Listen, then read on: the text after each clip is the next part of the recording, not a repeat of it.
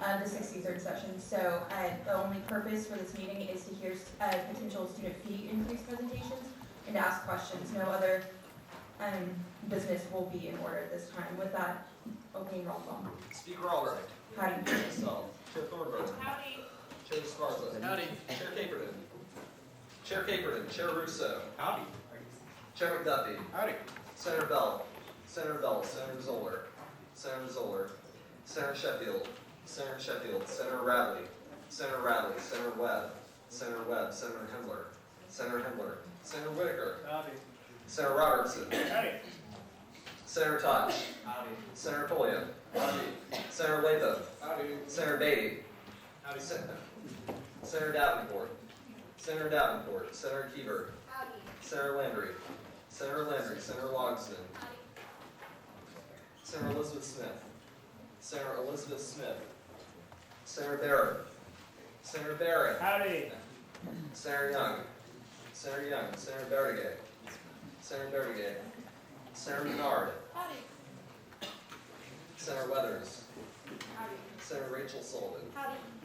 Senator Brown. Senator Brown. Senator Wilson. Here. Senator Liska. Senator Liska. Senator Pena. Howdy. Senator Stevens. Senator Brody Smith. Howdy. Chair Fitz. Chair Fitz. Senator Munson. Senator Munson. Senator Wilson. Howdy. Senator Jordan Harris. Director Ariza. Howdy. Senator Colker. Howdy. Senator McDonald. Senator McDonald. Senator Mark Womack. Howdy. Senator Lindsey Sullivan. Senator Lindsey Sullivan.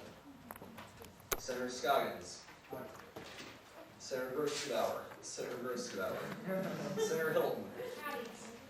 Senator Neidegger. Senator Rogers. Senator Johnson. Senator Johnson. Senator Lord. Senator Rooney.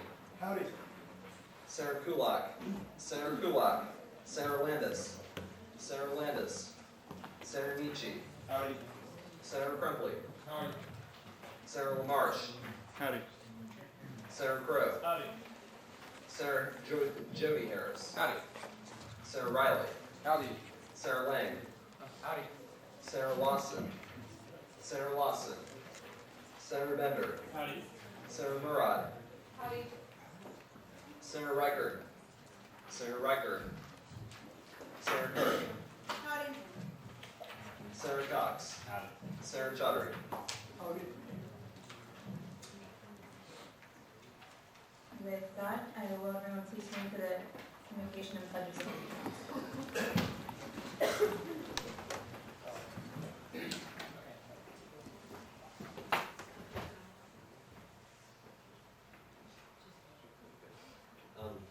Dear Lord, we thank you for bringing us here this day, and we hope that you'll open our ears to listen to the presentations before us and ask good questions, and we'll do your work in this room. Thank you. Amen.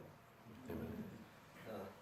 I pledge allegiance to the flag of the United States of America and to the republic for which it stands, one nation, under God, indivisible, with liberty and justice for all.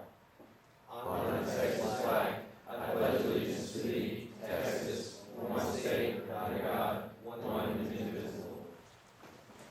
With that, the chair has been made aware of a number of items for open forum. First, Crystal Usher.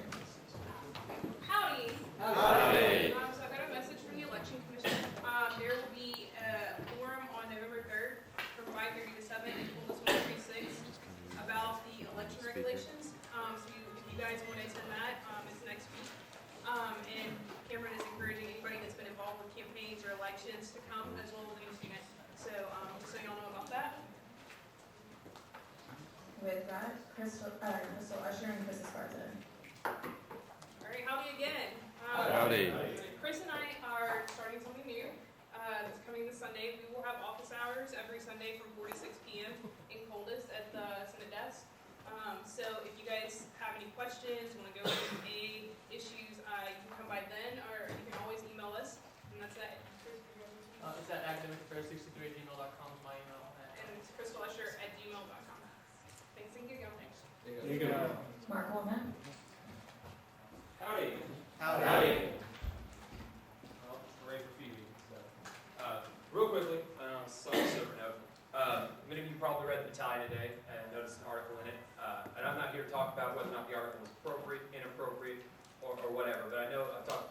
several of you that have also talked to me about various constituencies, people in our school saying, hey, I'm upset about this, hey, I don't like it, and that is important. Now, it is important to note that the Senate is made up of senators, right? And we don't all believe the same thing. That's why I'm here, to answer to anybody in cyberspace.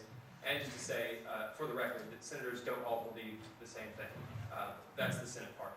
On the other part, I noticed in the battalion a specific challenge to any organization that wanted to debate. So on behalf of the Texas A&M Speech and Debate Team, Justin, we accept your challenge and are happy to debate you on the issue about Islam's place and its role and how it's not abusing women or how it's not going to destroy us all. And with that, name the time, name the place, and we'll be there to defend the people that have that faith. So, thanks again. Diego. Scott Bowen. A couple of items of business. The first is that our advisor, Amy Lloyd, Over there. Right here. In the pink. today's her birthday, so we're all wishing her happy birthday.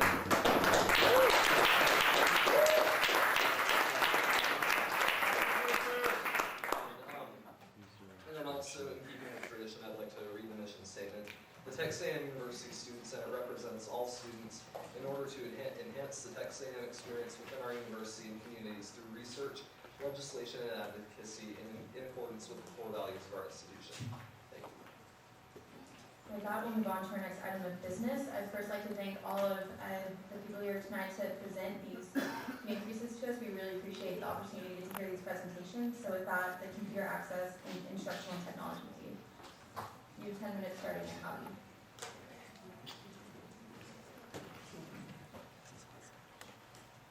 Howdy. Howdy.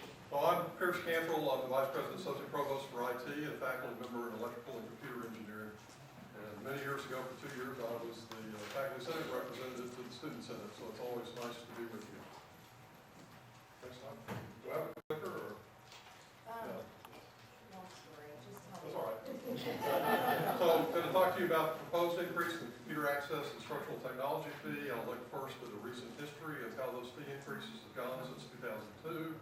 An overview of where this fee goes to in big round numbers, and then what the fee increase will be used for in particular, and then answer your questions.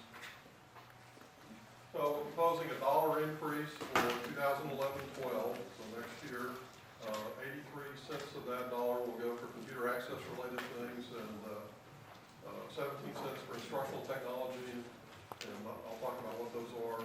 If approved, this will take the fee to $26.13 per semester credit hour. The numbers I'm going to show you today don't take into account the planned budget reallocations. There'll probably be about $2 million of computer access fee in any budget reallocation that takes place. And so each dollar in student fees raises about $1.3 million per year.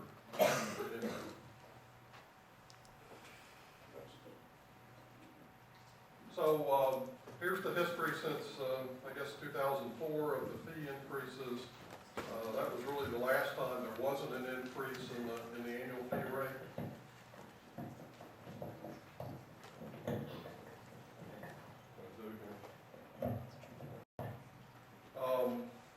It's been, every place from 3 1/4 to last year was the lowest at 97 cents. The last 2 years we've certainly cut back on what the traditional rate is. The increase this year would be $1. There's a 4% increase in the cap fee. So I'm not going to talk about all these, but traditionally you wanted to see kind of where the money's going in the big buckets. I'd be happy to respond to questions at the end on these, or you're welcome to email me or call me to get explanations. Next slide. This kind of sums up the data. There's about, not including the enhancement fee, which is complex to describe, and I'll do that if you have questions, but the total not including the enhancement that comes directly is like $26 million a year. So it's a sizable amount of your money that we try to do our best to be good stewards. Next one. So here are the big ticket items. The computer access side, $500,000 a year to go through the new data center. We're going to talk about that, why we need to do that. campus fiber optic infrastructure, some things to better support single sign-on all across campus, expanding NetID password down to departments, for example. Internet bandwidth, that's something that happens every year. The demands for commodity internet go up. Open access labs, we have new laboratories going into the new agriculture headquarters building opening next year. And then finally some information, some increases in code room. Also instructional technology, and I'll talk about those three items as well. Next. So new data center. So we're basically, there are two existing data centers on campus, one in the Teague building, about 6,500 square feet, opened in 1996. Second data center that's in the basement of the ground floor of space in the Wayner Annex. It opened in 2005. It really wasn't designed to be a data center, but it was the only space we had to expand. We're basically out of power, out of space, and out of cooling.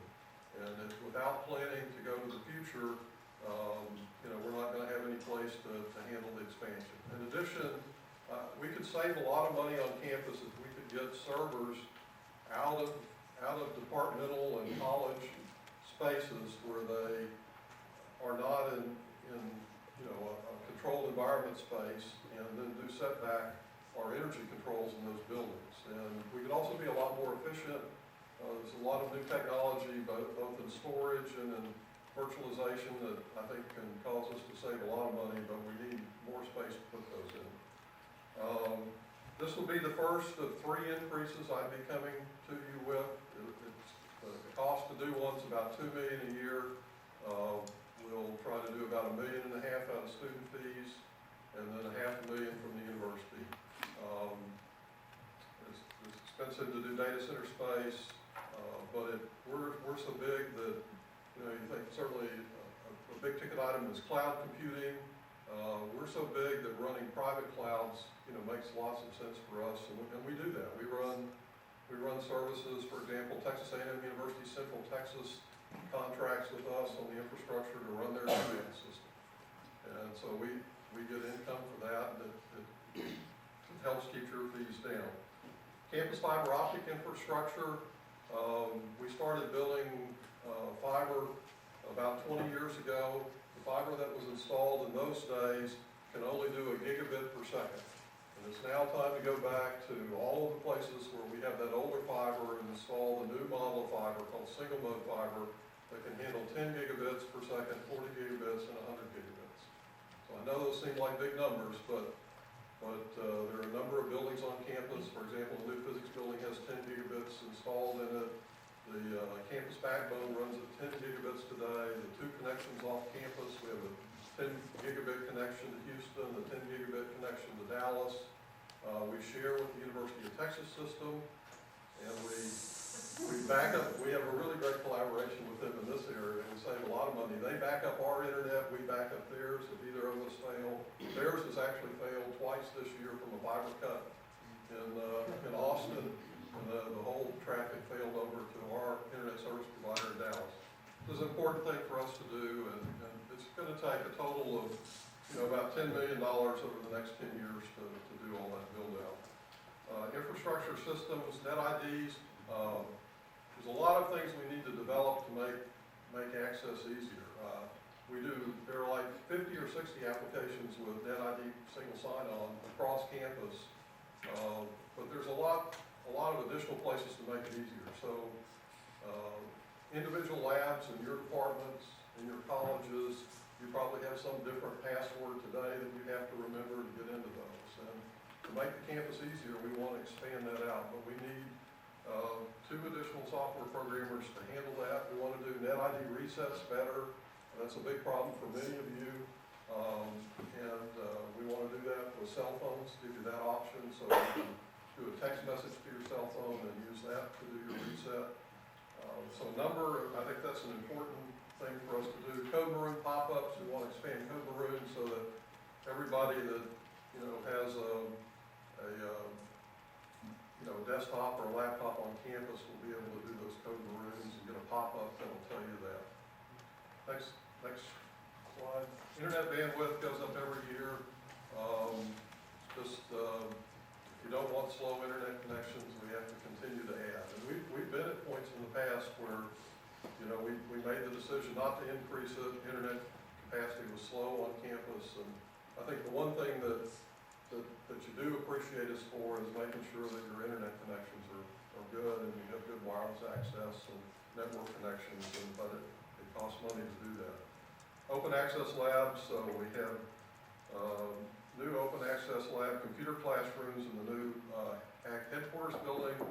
There are 72 computers there. 3 computer classrooms can be broken into 3 or put into 172. Also will be an Open Access Lab after hours. We're going to put some more computers in the Evans Library first floor. I think the ones that have been a big hit with the redoing of the library. We're going to put another 20 in there, sharing costs with the library. And then Code Maroon, maintenance costs are going up, and we also want to do a backup. We have 2 servers today, one in Wainer and one in T, but if there were ever really a catastrophic event on campus that took out, all the power or did something, we wouldn't be able to send Code Maroon, so we want to look at a way to send the text messages at least from an off-site location that wouldn't be affected. Next slide. Instructional Technology Services, they're the ones that run the e-learning system, Blackboard Vista. We first installed it in 2002. We've gotten a really great run out of the current system, very cost effective, but it's starting to show its age. And it goes into life for support in 2013. So we're starting a process this year. There's a student representative, an undergraduate student representative on the selection panel to choose what we're going to have for our next learning management system. But it'll be completely new hardware stack to run that on, and so we're asking for some increase in the annual money going to the hardware infrastructure, and then also an additional instructional designer. We think with that we'll probably have some bigger classes than we have this year, next year, and we'd really like to support that with really good instructional technology.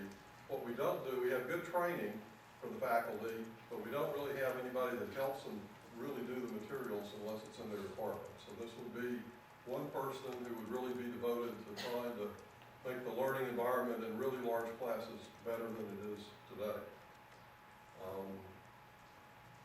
And then finally, video production support. We think there'll be a lot more classes that are going to be doing video streaming, and we're asking, we spent about $50,000 on that today, and we're asking for an increase of another 20 to be able to provide more production support for those classes. With that, I'd be happy to answer your questions. Ms. Dowdy, are there any questions? Senator Womack? Mark Womack, Hopkins. Thank you for coming, Dr. Cottrell. We really appreciate it, especially with this detailed amount of information. Basically, summing it up, what is the biggest bang for our buck, or exactly how is, if you were going to sell it in one sentence, this fee, what is this fee going to get students? This fee increase, I would say. Well, it's hard to do in one sentence. I mean, I think I have all the details for you there. I mean, the big item is making the commitment to go forward with the data center, I think. That if we don't do it now, we're not in trouble today, but in a few years we're going to be in deep trouble. But that's roughly, a little more than a third of the total cost in here. Thank you. Ms. Dowdy, are there any further questions? Seeing none, thank you. Senator William? William Coles. I was wondering, with the budget reductions we're seeing, the layoffs of the people that actually provide the service, we come to this university to attend our education, why it's important that we raise this fee now, and if these things are so important, why don't we lobby for the Strategic Initiative Fund to get funding for these new expenses? Well, we'll certainly lobby, so there's budget reallocation, that I said, $3.16 million, and we are doing, we've got like 12 positions in information technology that won't be filled, and then there are reductions in capital and reductions in operations, and so those are made, but these are basically additional items that need to be made. I think if you don't, you know, if we do a little incremental every year, we kind of keep up with the demands, and we've certainly cut back. If you look at those history, we've cut back from what I think we really need to kind of the bare bones. But if we don't do it incrementally, then in a few years, you'll get hit with a big, you know, a big ticket to try and recover. So my advice is that we kind of increase these incrementally every year to kind of keep up with the increased costs. Thank you. Speaker Bowen? Scott Bowen, College Engineering. Before I ask my question, a couple of quick announcements. If we do run out of time on any presentation, we have these question sheets here. So just write down a question, then I'll type it up and send it to the presenter. And also, it's been brought to my attention that a lot of people were stuck in Opus traffic trying to get here. So if you got here a little bit late, just like wave at me and I'll mark you down. But my question was, the benefits from this data center and some of the other upgrades aren't going to be seen for a few years. So do you feel it's fair to raise the fees on students who might not ever see the increased benefits? And I think that kind of happens every year, right? And the student body, so for example, the Student Computing Center was a student-led initiative. And students in, 1995 decided they wanted to build that center, and they got the fee passed to do it. But none of those students were still here when that facility opened in 1998. And so I think, we all have the responsibility to the people that come after us to make sure that the infrastructure, stays up to date. I guess I'm continuing down that line of logic. Since the increases do stay there after they're made, like the people who enjoy those benefits are still paying the fees. Like we're still paying the fee for the SCC and stuff. So would it make more sense to hold off on the fee increase until the people who would receive the benefit would be paying for that fee increase at the same time, even if it is a larger increase? I think most of these things, the data center won't be built for several years, so I think that's a valid complaint. But if we don't start, funding it at some point, then there'll be a huge increase, and we really need to build up some capital before we can start construction. So at some point, I've got to start, and I can't do it instantly. Thank you. You're welcome. Chair Russo? Chair Russo, Student Services. I've been asked a question by a constituent, and they would like to know the projectors that are installed in various classrooms. Why do they have to be or they want to know why they have to be the high definition, high quality projectors instead of a more economical alternative? Well, I think if you've ever looked at kind of detailed information, the high def definitely provides a better. So if you got really busy slides, or if you've got somebody doing overhead projector, most of them are digital today, they don't look very good at standard definition. So the incremental cost is really not that much per year. It's like $18,000 a year to cover doing high def in all of our replacements. And so I think it is, the technology continues to change, and I think it's the right move for us to make. Thank you. Senator Lindy? Howdy, Allison Lincoln, College of Education. A couple weeks ago, in one of my classes, we all were given a laptop to use for the lecture, but we couldn't actually use them because they couldn't get all on the server and only like 3 people could actually log on. Is this fee going to help remedy that, or is it different? Probably not. So that was probably a College of Education server you were probably connecting to. You don't know where it was. It just didn't. So, yeah, so it's a very discrete, probably not. If it's a College of Education server, these fees are kept centrally. With that, are there any further questions? Senator Rooney? Appreciate you coming to talk to us, Mr. Cantrell, or Dr. Cantrell, excuse me. I was just wondering, you were talking about the kind of centralization of all the servers for all of, all the colleges and all the departments. How is that going to affect their control of those kind of devices? So I guess what I'm getting at is, when I pay money to my department for a computer access for my department, how is that, like, how am I going to be ensured that money is actually being used for our department's benefit, not just for the Yeah, so any of the any of your class fees, you know, stay in the departments and are only used for things. So this would be a central infrastructure that hopefully, that, you know, there would be a fee to use it. So somebody, but they would maintain complete control. So the virtualization infrastructure, the beauty of that is, you know, you can configure them, you can back them up, they take less electricity, but the department still controls them, runs them, does everything they would want. And so some people would like to do that, some people would not. And it's a service we really just kind of rolled out in the last year, and I think it's one we want to continue to build on, but we've got to have some space to do it. So there's a lot of real advantages, but you still maintain local control down at the department or the college.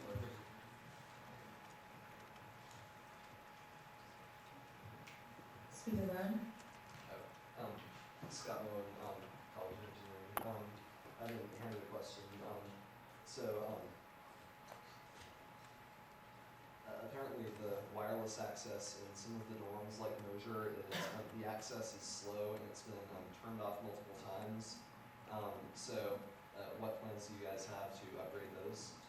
Okay, so the residence halls are funded by the wireless access by Residence Life. And so, you know, there's a plan to do first-rate wireless in all the residence halls. We did about a third of them. We did 10 of them last summer, and the plan, I'm looking at Tom, and we've got roughly 20 more, or is that right, 20 more to do, and you're gonna do another 10 next summer, is that, and then 10 the following summer. So, again, that's gonna be, you know, better in the long run, but those are funded out of Residence Life rather than out of this funding because of the auxiliary nature. But they're all gonna be, this has been a great partnership, and we're installing, the access point technology put in, this is the third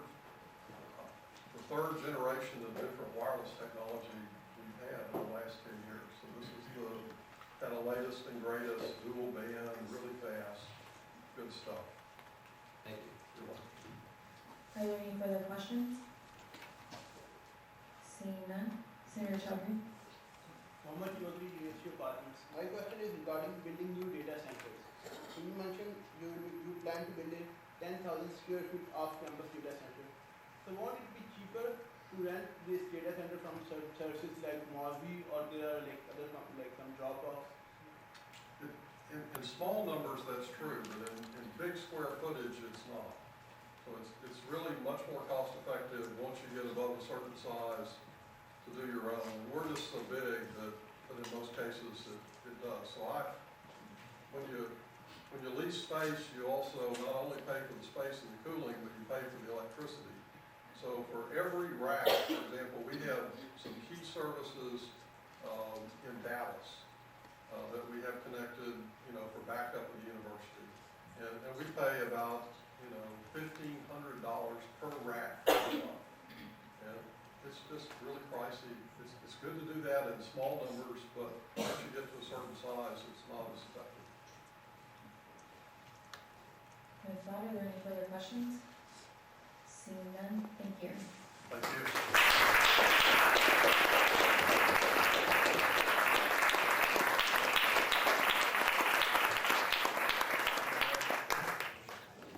I'd also like to remind everyone to, during special presentations, please keep your laptops closed. You can open them during questions if you need to research a question, etc. But during the presentation, please keep them closed.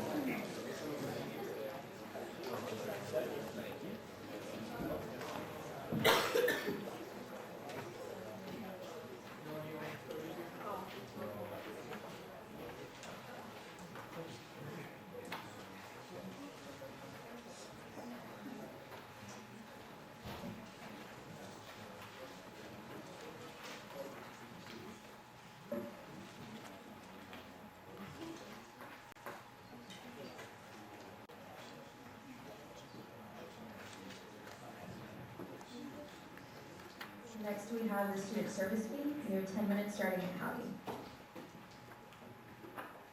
Howdy. Howdy. My name is Shah Dukar. I'm the chairman of the Student Service Fee Advisory Board, and I'm here to talk to you about the fiscal year 2012 student service fee. Right now, the student service fee is $14.97 per semester credit hour with a maximum cap of 12 semester credit hours. So, for example, a student taking 12, 15, or even 18 hours would be paying about $180 in student services fees on their fee statement every semester. This fee goes to fund out-of-class services and programs that benefit students. This is a list of departments funded by the student service fee. Notable among them are Student Government Association, Graduate Student Council, the Memorial Student Center, and Study Abroad. You will find that some departments compose their entire budget out of student service fees, while others attribute only a portion of their budget to student service fees. The Student Service Fee Advisory Board is a 9-member board made up of undergraduate and graduate students that provide recommendations on the allocation of and increases to the student service fee. SFAT membership is obtained through a competitive application and interview process conducted early in spring. The interview committee is made up of myself, the student body president, the speaker of the Senate, and the graduate student council president. After the interview committee comes to our conclusions, we then forward our recommendations to student senate, which appoints 5 student members of the board, and the university president, which appoints 4 student members on the board.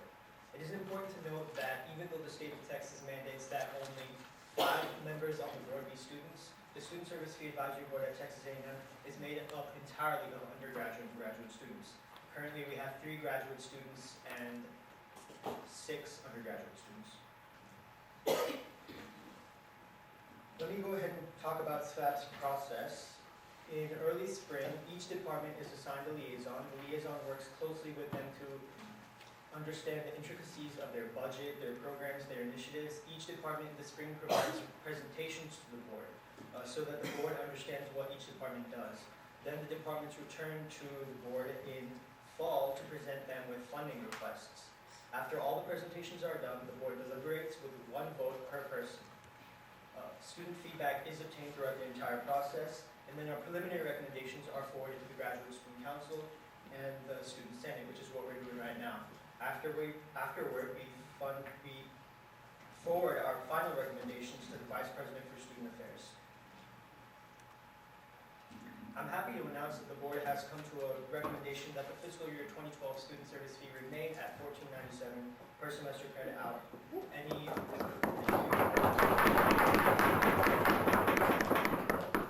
Anything that we did approve for funding will be funded out of reserves and an additional fee revenue from an increase in student population. As you will see on the report that is given to you, recurring funds requested totaled about $533,000. The board recommended only $288,000 of those dollars to be funded. One-time funds requested totaled about $65,000, but we recommended $72,000 to be funded. Now, this is because some of the funds that were recurring funds were actually converted into one-time funds. For example, on the very end of the sheet, you will see the Women's Resource Center. They asked for recurring funding for a new program called the Green Dot Program. Now, what we did is, since it is a new program and we're not sure that the programmatic expenses are totally accurate, we told the department head to come back next year and ask for recurring funding and take one-time funding right now and see how the program goes and see if the expenses are actually accurate. Some general trends you will see on the report is that the board was very receptive to student worker wages, risk management and advisory positions, programmatic improvements, career ladders, and reclassifications. We wanted the departments to focus on improving what they already have rather than expanding these uncertain economic times. What I want you to basically get from this slide is that since fiscal year 2006, the total dollar amount request has actually been cut in half. This is due to the project of the Student Service Fee Advisory Board. You will also find that in fiscal year 2011, we did not raise the fee at all, and nor will we do the same in fiscal year 2012, as per our recommendation. And with that, I will open up to questions. And with that, are there any questions? Senator Crumpler? Senator Crumpler, all camps. I was wondering if you go into detail about what exactly that Green Dot program is if they want to start up. Sure, the Green Dot program. Well, actually, if you have any questions about specific programs or specific funding requests, you You can find them on our website. That's fab.tamu.edu. That's ssfab.tamu.edu. Do we have the liaison in here for Women's Resource Center? No, we don't. Is that Kelly? So, okay. Well, basically, the Women's Resource Center, if I'm correct, it was a bystander education program. Anything regarding physical abuse, verbal abuse, if I'm correct. Basically, we just want to make sure that, because, I mean, you just know the bystander effect on. Honestly, if you look online, you'll probably find a lot more details. The departments fill out a very detailed form regarding each program. But that program has not taken effect yet. It's actually in the process of. Tomorrow night, so first. Tomorrow night, is it first night?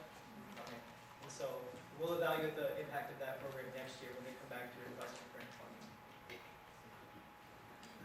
With that, are there any further questions? Senator Womack? Howdy, Mark Womack. First off, great job. Second, the question I have is, I see, I really like the vote spread out and everything. Whenever you are making these decisions, whatever the committee was making these decisions, can you give us some insight of, a general theme or why certain things were, 8-1 or 1-8 or so forth? What was the motivating factor for most of these decisions? Sure. As I told you before, the board was very receptive to student worker wages. You will find that most of the student worker wages were actually approved. We just want to make sure that if the students are paying the fee, it's just going back in their pockets. And we want to make sure that the departments are, using the student services for that purpose. Anything that directly benefits students, as I said, the definition of the student service, anything that directly benefits students, that was in favor. If you give me a specific request, I could tell you why that was heavily funded or not. No, I mean, I just wanted to get some more details on that particular slide. But. Sure. Risk management advisory, we had Greek Life come in with student activities actually, and they shared a position for risk management. And we want to make sure that we try to be preventative rather than after the fact in those kind of things. So. And Madam Speaker, just real quick. Specifically, I saw on the sheet several times up there, what exactly is reclassification? Sure. Reclassification, there's actually two things, reclassification and career ladder. Reclassification of staff members. Basically, that's where you have, let's say, an assistant director, and they're promoted to a senior assistant director, perhaps. That's reclassification. Career ladder is basically, you can have student development specialist or a student counseling specialist, and within them there's different levels, 1, 2, 3, and 4. And so we find some were promoted from 1, 2. It's basically, if the worker is taking on additional duties and responsibilities, you will find that they're probably reclassified. So, thank you. Are there any further questions? Seeing none, thank you. Thank you.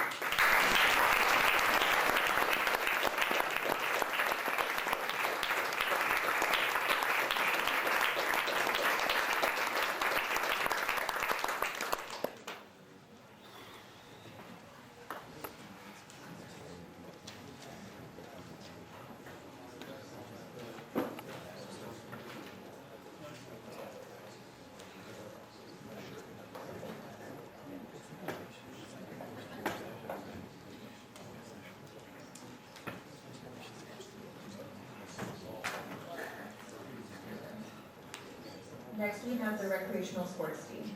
You have 10 minutes starting now. Howdy. Howdy. Dennis Martin, I'm the Executive Director of Recreational Sports, and I want to talk a little bit about our request.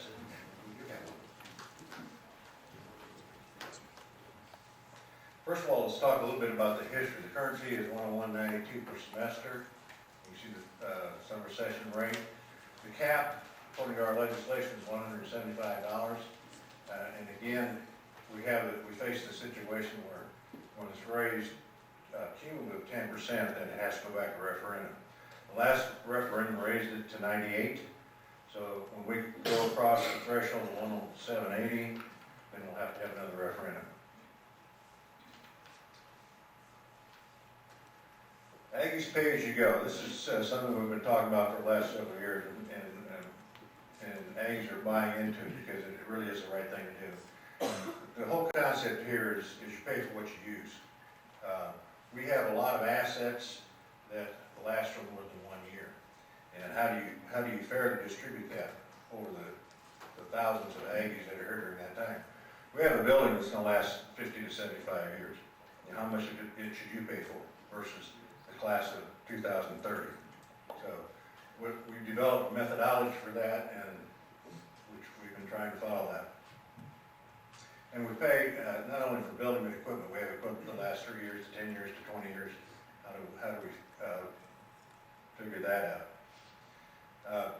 What we're trying to do here is prevent people from paying more than their fair share. If we have a big item come up next year and we have to assess you to pay for that, that's just not a fair thing to do. So we have done that by putting money into a reserve account that we call a renewal modification. This was established in 1995 when the rec center was open. There are no university requirements for this for auxiliary departments, but the Division of Finances endorsed this methodology. It defunds depreciation of the building and equipment in the building, so when things become obsolete, we can replace them. When things break, we can replace them. It prevents the accumulation of deferred maintenance. Deferred maintenance is a huge problem on this campus. We just went through an audit. The Student Recreation Center, which is your recreation center, belongs to the students, has no deferred maintenance. The total bill for the campus is $1.4 million. I think I got it right tonight. $1.4 million. So it is a very significant problem. Billion, I'm sorry. Got it wrong again. 1.4 billion. More money than I have in my pocket tonight. So. But the whole concept of the R&M model is we prevent the accumulation of deferred maintenance. Again, it's part of the Aggie pay-as-you-go philosophy, and it's a generally accepted accounting principle. Some things we've done in the recent past, different projects that have kept the building new and fresh, and some things that we're going to do, we're doing currently, we're going to do in the future. The big project there is the Penn-Berthy Field renovation. Penn-Berthy opened, that project opened in 1985. 25 years later, this will be the first major renovation of that field ever. So it is time, and we've been saving money to do this for quite some time. And you can see some of the other things that we're doing. We're going to be in the next couple of years probably a lull, because a lot of the big ticket items can't come between 10 and 15 years in the age of the building. The next cycle starts at 25, where we're going to have some big ticket items. And we're in the process of saving for those now. You can see the university requirement and the total reserves that we have. Again, this is not part of the requirement, but it is part of our reserve balances. Our debt service payments changed significantly in FY13, and we'll have to have $6.5 million as a requirement. You can see that's a significant difference from where it is in FY12. Our strategy for fiscal year 12 is to fund the renewal modification underfunding. When we first started this process, we underfunded a little on the front end. We've got some catching up to do there. We want to make sure that when the roof needs to be repaired, which is going to happen in 2 or 3 years, that we've got the money to do it. We want to utilize the incremental process to raise our exports fee. This is consistent with the Aggie pay-as-you-go philosophy. You've heard that word, incremental. We got away from that for quite some time. In the last referendum for the recreational sports fee, the fee went from 78 to 98. That's not incremental, and that's not the way it should happen to students. It should go up a little bit a year so that we cover the cost.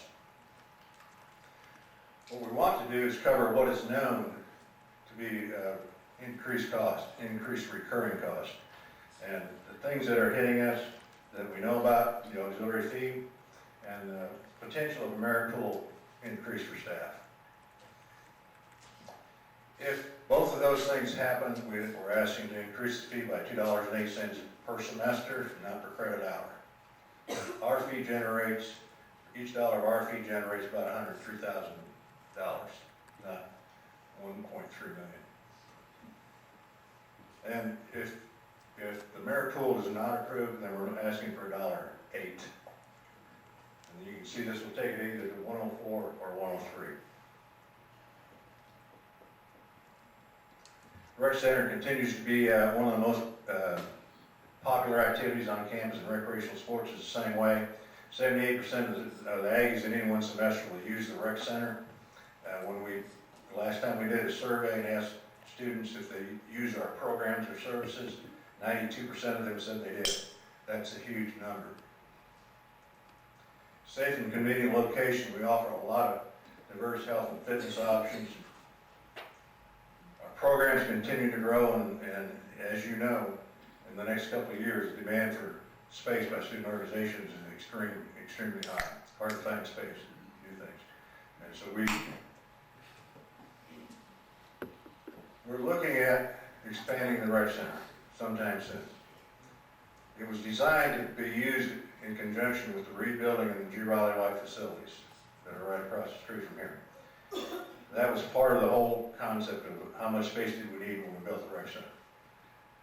The Reed Building is going to be replaced pretty soon because of some improvements that need to be done to Kyle Field. Just to replace that and to expand our weight and fitness area where we're really undersized, we're talking 103,000 square foot expansion.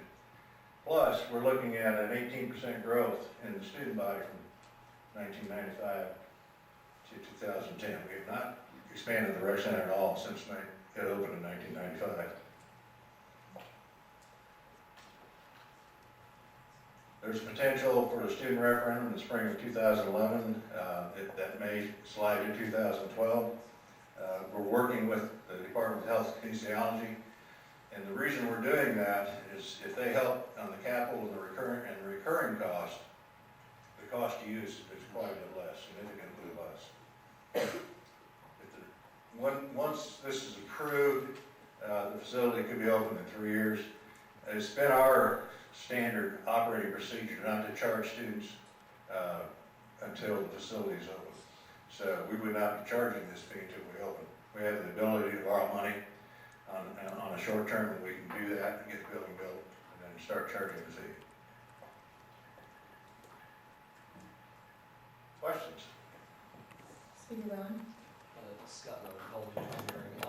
One issue that was brought to my attention about the closing of the Reed Building, and this may seem like a very small issue, but I did want to ask about it. The Texan and fencing team, they have their court in the Reed Building. What's going to happen to them? Who does, I'm sorry? The fencing team? Yes.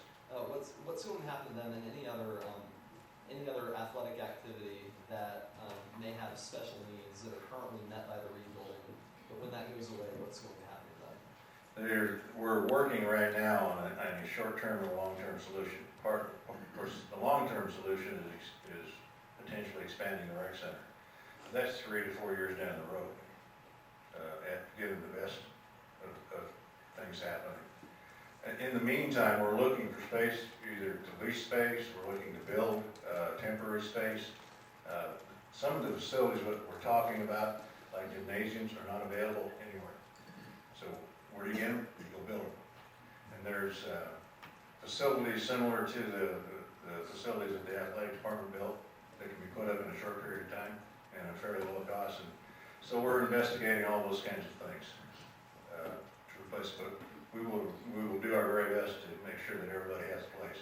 The good news is that there's 4 parts to that building, and the first part is the old basketball coliseum.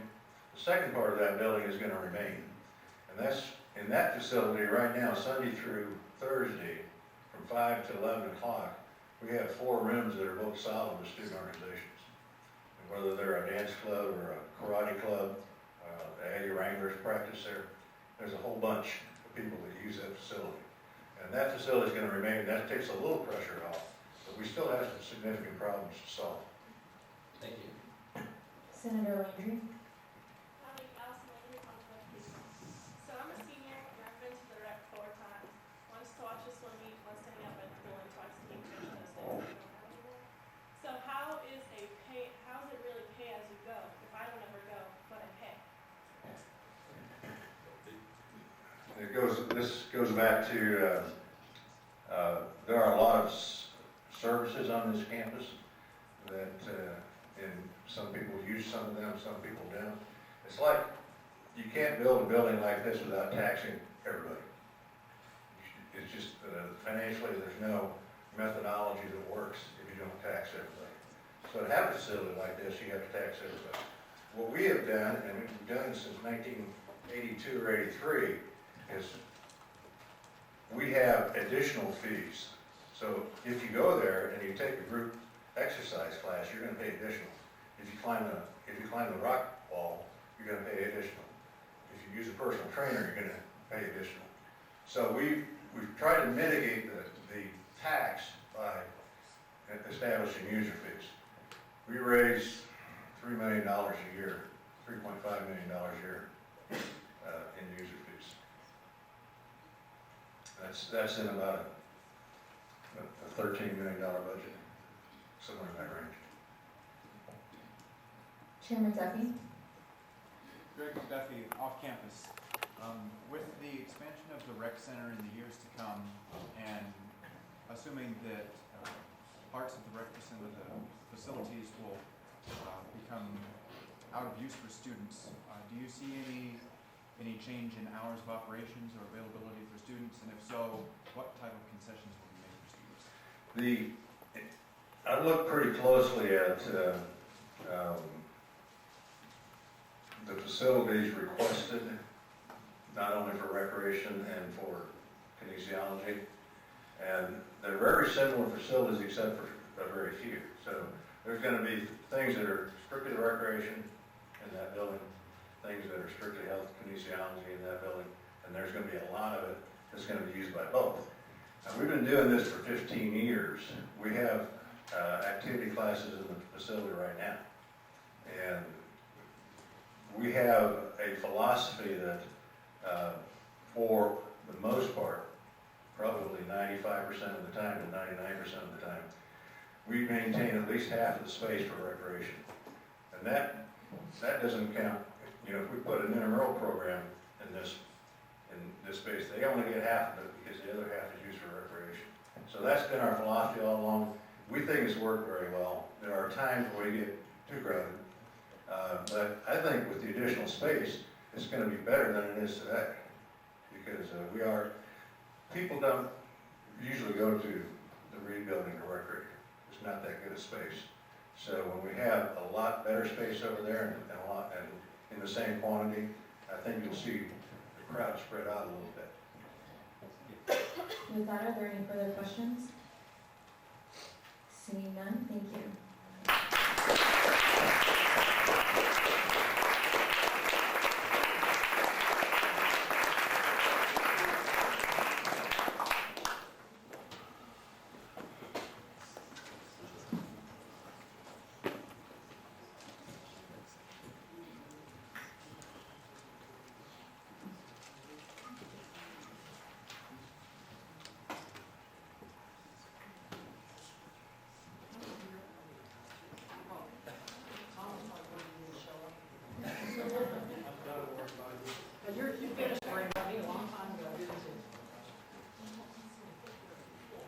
You have 10 minutes starting at Howdy.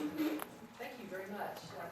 Howdy, I'm Dr. Martha Dannenbaum. I'm the director of the Student Health Center, and I'm going to speak with you this evening about the health center and our proposed fee increase.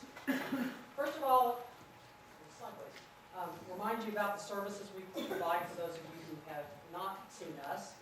We have some core services. That would be our medical clinic, women's clinic, and preventive medicine services. And preventive medicine provides immunizations, allergy shots, travel consults, that type of thing. And then we have our ancillary services, which are in support of the core services. That includes our laboratory, pharmacy, radiology, physical therapy unit, and then the health education unit. And then we have additional professional services, including emergency medical services or ambulance service. The Rec Sports medics are also part of that, somewhat indirectly, but they do report in that area. We have Dial-A-Nurse, a 24-hour nursing consult person in the event someone has a question about something. Case management, specialty clinics, and insurance services as well. Briefly, let me talk about our fee. Our current fee is, for FY11 this year, is $71.25. It's the same as it was last year, so we've been at that same level. What we are proposing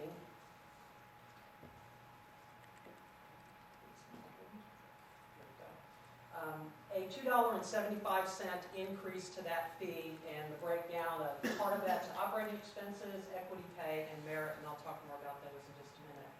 That would bring our fee to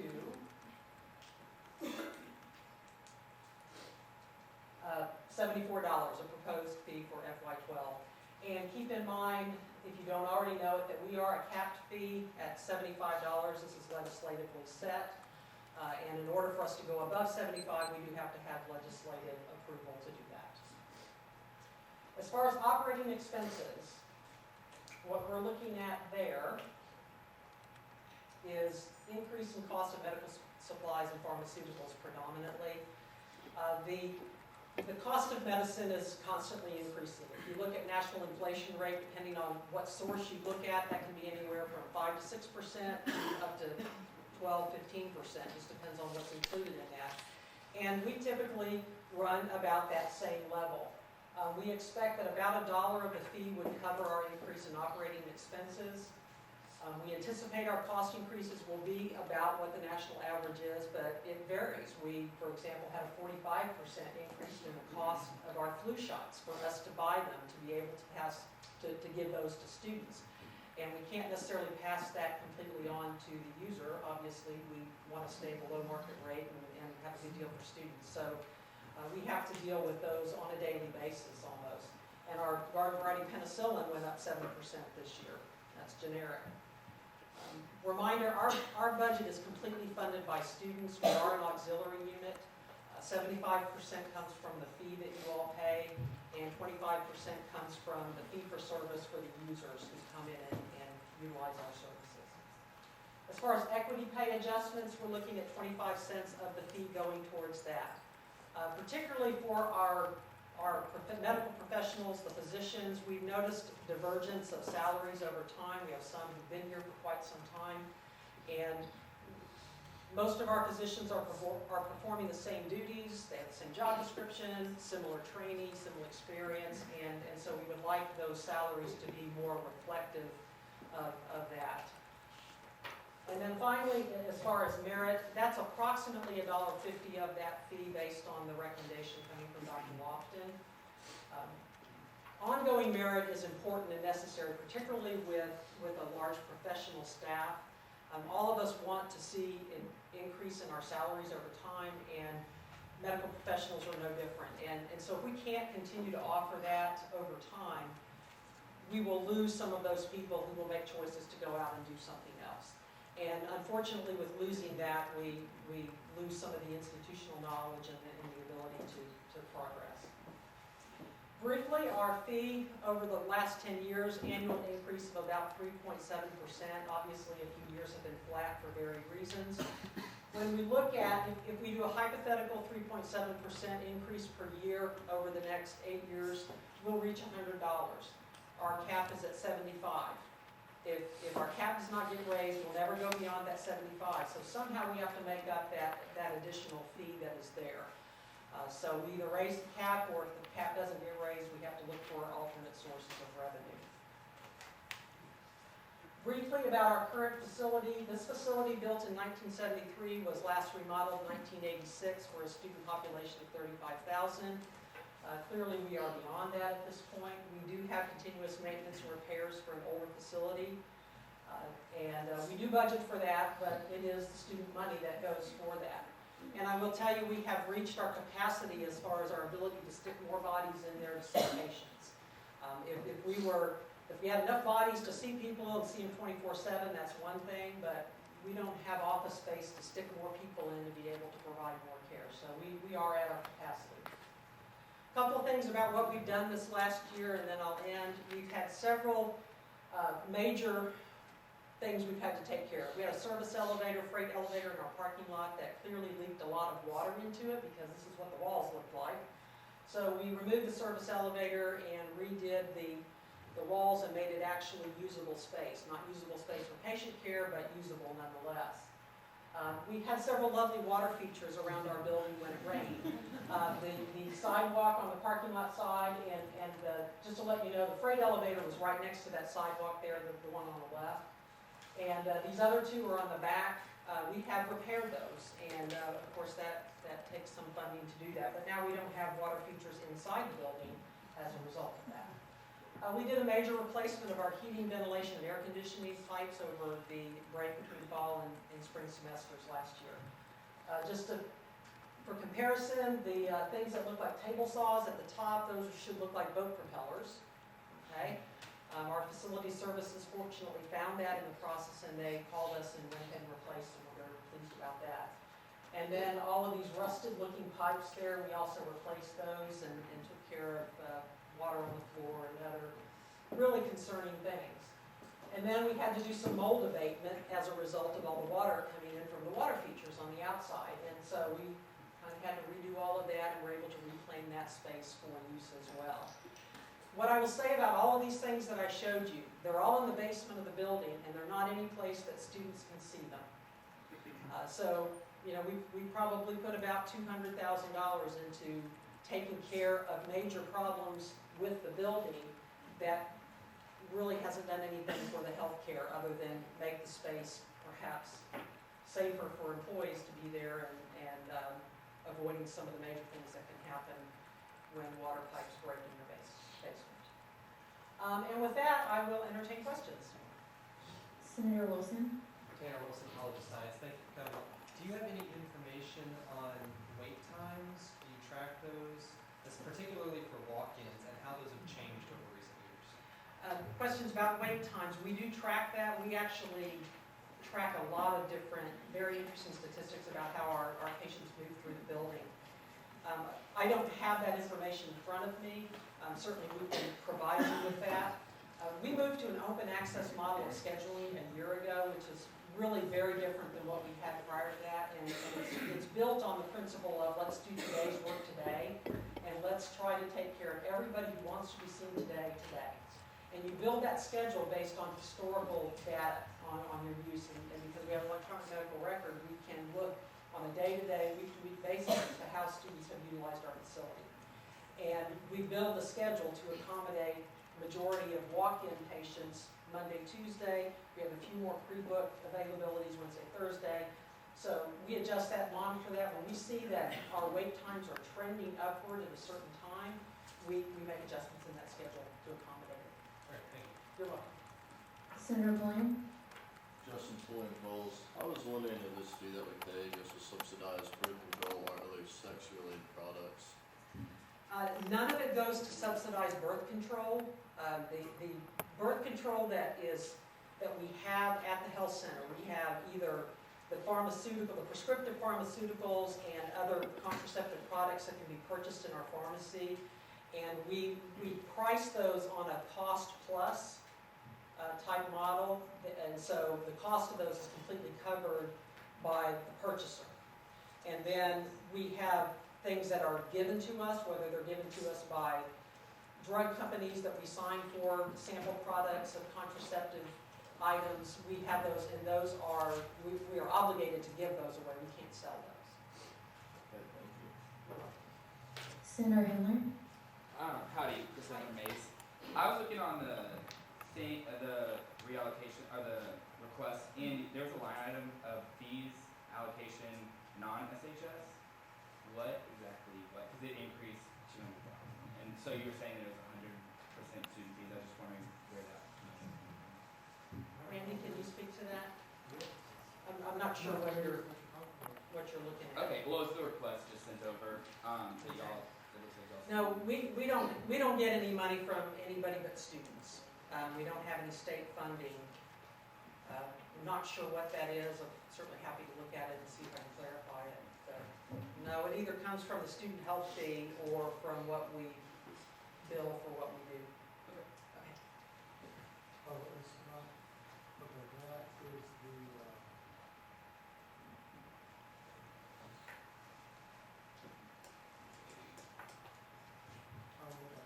the, a portion of our fee, as the fee comes in, we give part of that back to the vice president's office. And so that's an adjustment as that fee comes in. So it's not really an expense, it's just money that when it comes in, it comes right off the top. And so we go to that, and it's also. Yeah, the assessment. Did that make sense? Okay. Senator Copeland? Senator Humphrey off campus, I was curious if you're familiar with maybe on the bill Representative Brown introduced in the Texas Legislature last session, House Bill 103. Yes. Maybe what are your thoughts on that bill and what do you think that would, how that would impact y'all's services? That may take a long time to have that conversation, but I'll try to summarize. What that bill was to mandate all student health centers to file on all insurances. And on the surface, that actually sounds like, well, yeah, that'd be a great idea to do that. It's certainly a source of revenue. The challenge with that is the subtleties related to insurance companies. And right now, in order to make money off of insurance companies, you have to charge for what you do. They're not just going to give me $65 for an office visit because I said I did it. I have to charge you for it. And then you may have an obligation to do a $25 copay, and I'm obligated to collect that copay. I can't just say, oh, no, he doesn't need to pay that. I have to do that. So it's not as simple as it may sound to do that. We have no problem with doing that. We know how to do it. We know how to file insurance. But there are several things that have to occur to really make it work. And I think when we make a decision about going to that model, we want to make sure we understand all the potential implications of doing that. Did that answer your question? Absolutely. Okay. Speaker Bowen? Scott Bowen, Public Engineering. A student wanted me to ask, if we don't increase the fee past the cap, like if the cap doesn't go up, then is there a possibility that the cost of the clinic could go up high enough that would just be cheaper for people to go to third-party clinics or clinics outside of the school, thus making the student health center obsolete? That's a pretty big question. I'll take the first piece of it about if the fee cap does not go up, then you look at a different way to generate the revenue. You don't automatically say, okay, we're going to shut our doors because we don't have, we didn't go above $75. Because you can generate revenue in other ways. You can do it. We can go the model of where we accept everybody's insurance. We begin to charge people for what we do, just like they do at Scott and White Clinic or any other facility. And we can collect on that and begin to take revenue in. And in fact, that may be what has to happen if the fee cap does not go up. If it doesn't go up, it doesn't go up. You know, we're not just going to fold over and sit in our corner and cry because we didn't get our fee cap increase. We will continue to do what it is that we do. Because we do more than what just going to the doctor for your sore throat. We provide for the public health of the community, our university community. We manage the infectious disease outbreaks. We deal with H1N1, concerned about there's bats in the dorm. You know, do I have a risk for rabies? I'm going against the call about that. You know, so that, and we serve on the special situations team and the threat assessment team for the university. So there's a lot of underlying things that we do that don't generate money. You know, you can generate money from the 16 or so doctors and nurse practitioners that are seeing patients, but health education can't really generate money by doing a presentation on Safe Spring Break. And I don't generate any money if I'm over serving on the special situations team or any other university obligation that they feel student health needs to be a part of. You know, so we'd certainly be looking at alternatives. And the fee-for-service model, hybrid of using a health fee as well as billing insurance is very, very possible. It's used by schools around the country.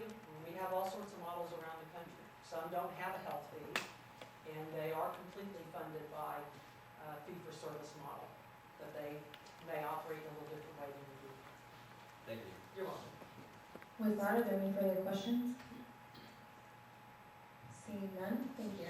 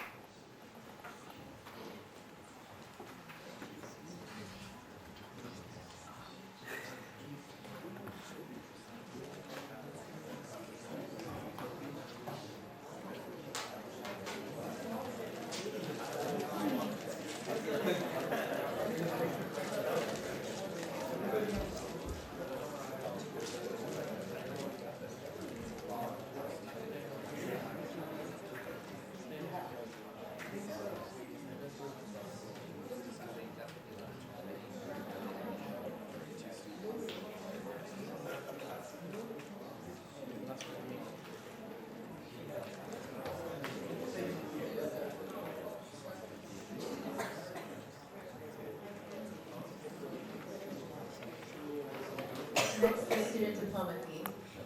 Your 10 minutes starting at Howdy. Howdy. I'm Alice Reinertz, I'm the Assistant Provost for Enrollment, and I'm here representing the Office of Admissions and Records concerning two student fees. I'm joined by my colleague, the Registrar, Mr. Don Carter. I know that since you all are registered students, you came through our office for being admitted, and I hope that many of you will be actually interested in the student diploma fee because you may be graduating soon. Do we have anybody here that's going to be graduating either in December or May? No, didn't care about this. The first thing that I would point out to you, these two fees that I'm going to be discussing with you this evening are not across-the-board fees. These are ad hoc user fees paid by the individual under the circumstances that we'll be describing. The first, the student diploma fee, is for students who are preparing to graduate and go through the commencement exercises. So when you're finishing and you register with the registrar's office and say, I'm planning to graduate, they will spend some time checking your qualifications to make sure that you have in fact satisfied all of the degree requirements for your particular degree. In addition to that, you will be involved in getting your name in the commencement program, and then you and your family members will be invited to commencement exercises for your particular college. So the student diploma fee is paid by the individual who will be obtaining the diploma and going through the commencement if they choose. In essence, what has happened in the recent years is that the number of students that we've had graduating, there have been several references this evening to increased enrollment. That also means increased commencements and graduation. We do have the highest graduation rate of any of the public schools in the state. Thank you very much. And so, as these numbers have continued to increase, that also has meant an increased cost for the facilities where the commencement is held. Those of you who may have attended commencement previously with a family member or a friend know that Texas A&M takes very, very seriously that we want our graduation exercises, our commencements, to be dignified and an event where not only the graduating student but also the whole family can enjoy the moment and be proud. So our bottom line is to manage these increasing costs, since this fee has not increased since 2003. We're asking that the individual who will be receiving the diploma and participating in the commencement will pay a diploma fee, previously $40, in the new iteration it would be $47.50. And I would then go to the next slide. I'm not sure if we received that PowerPoint. There's not one that says foreign student application fee? Yes. So, there it is. That's it. Well, I think we can do it all together. All right, this is also, this is on the admission side, so we've talked about the finishing and the commencement. For students who are applying to Texas A&M University who are international applicants, we charge them a fee. In essence, the significance of an international student application is that the credentials and the transcripts are very complicated, and so this takes additional time for processing by the people who evaluate transcripts. In addition, those of you who are in this room, I know, are well aware that we moved at the university to a new student information system, the Compass Banner system, which has involved some additional transactions, IT transactions, and absorbing this information electronically. Now, the way this works, in general, is that a student who applies to Texas A&M to be a freshman, all of that material is accumulated, analyzed, and utilized by the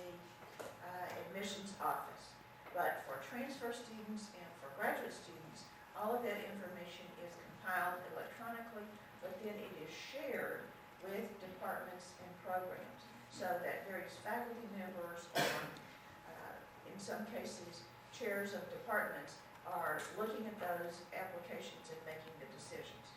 So, in addition, in the years that we've had this fee in effect, there has been a dramatic increase in the number of international applicants, over 120% increase from 1995 to current. So this increase, not only in terms of numbers of applications, but the complexity of the transactions in monitoring those forms. We are suggesting that the individual who will be applying would pay an application fee going from $75 to $90.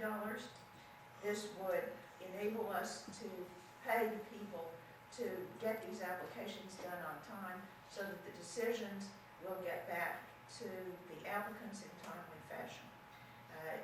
As you might realize, there's been some considerable time since this fee increased on this campus, and the $90 fee is quite comparable to that charged at peer institutions that also have large research capabilities like Texas A&M.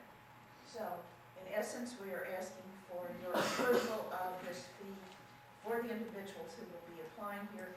In essence, it's a pay for the additional service. We want to make absolutely certain that the applicant, their credentials are evaluated on time, and they get a decision, because particularly for international students, this is not the end, but they get the acceptance to Texas A&M. There are additional forms that have to be filled out for their visas and so forth. So timely decisions is quite critical. That having been said, those are the two fees that I've described to you. I'll be glad to take your questions.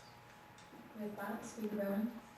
Scott Rowan, College of Engineering. For the graduate student application fee, you mentioned that the number of applications has gone up by 165%. 120%. 120%. So if the number of applications is increasing, then it stands to reason that the amount of money or the revenue you're getting is also going up by that same amount. And since like the staff that you're hiring is just required to handle the increased number of applications, where does the fee increase come in? Like, why do we need additional money, even more money, even though it should be proportional? Right. I think the point is a valid one. Not only have the number increased and therefore the staff has increased, but in those recent years, the complexity of each application has substantially increased. So in essence, you can take the time factor per application and multiply that by 2 in the more recent years. So even though the number of applications and the amount, had it not changed, has increased linearly, this new time required per application is the substantial problem. Brief follow-up, Sure. So why is the complexity of the application increasing so much? Well, part of it is just because in the new information system, there are more data entry points, hand data entry points rather than automatic that we had in the older system. And then, but I believe your question goes a little bit more nuanced than that, just the difference between a domestic and an international applicant.